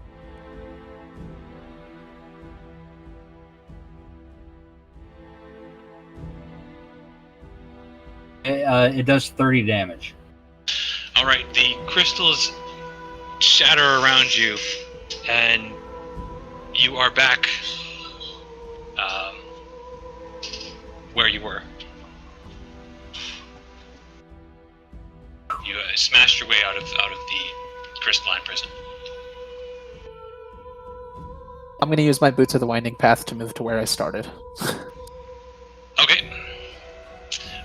As you leave, you notice the golem's arm falls off. Okay. David, did you roll for attack? No, not yet. Please do that.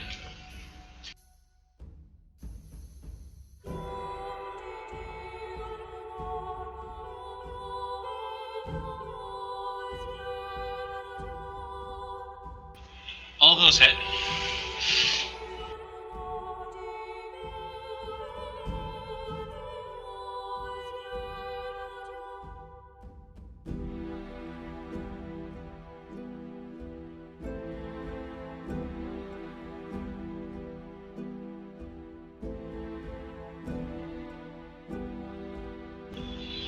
Okay.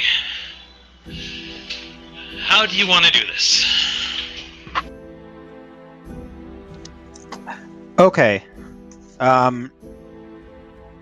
For the first action, Edrin is going to just take a swing at this thing's failing arm and see if he can just chop it off.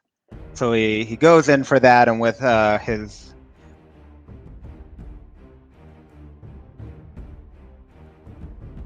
You cut out there. Yeah, you stopped. sorry, I was doing the motion and I took my hand off the push-to-talk key. So he said, carrying the mouse with him this time. Adrian is going to take, for the first hit, Adrian's going to take one of the swords and just swing it around with his right hand and try and chop off the golem's arm. It comes completely off, the golem dies. You can still keep on attacking, but that 8 damage was enough to bring it down. I climb on top of the golem and plant one sword firmly through its chest. It's very dead chest, I yes. look very good in my safari fedora. Hell yeah. Okay. Holy shit. Wow. And you keep on beating the dead horse, I'm gonna assume? No, this was just for showing off. Yeah. Dresden does.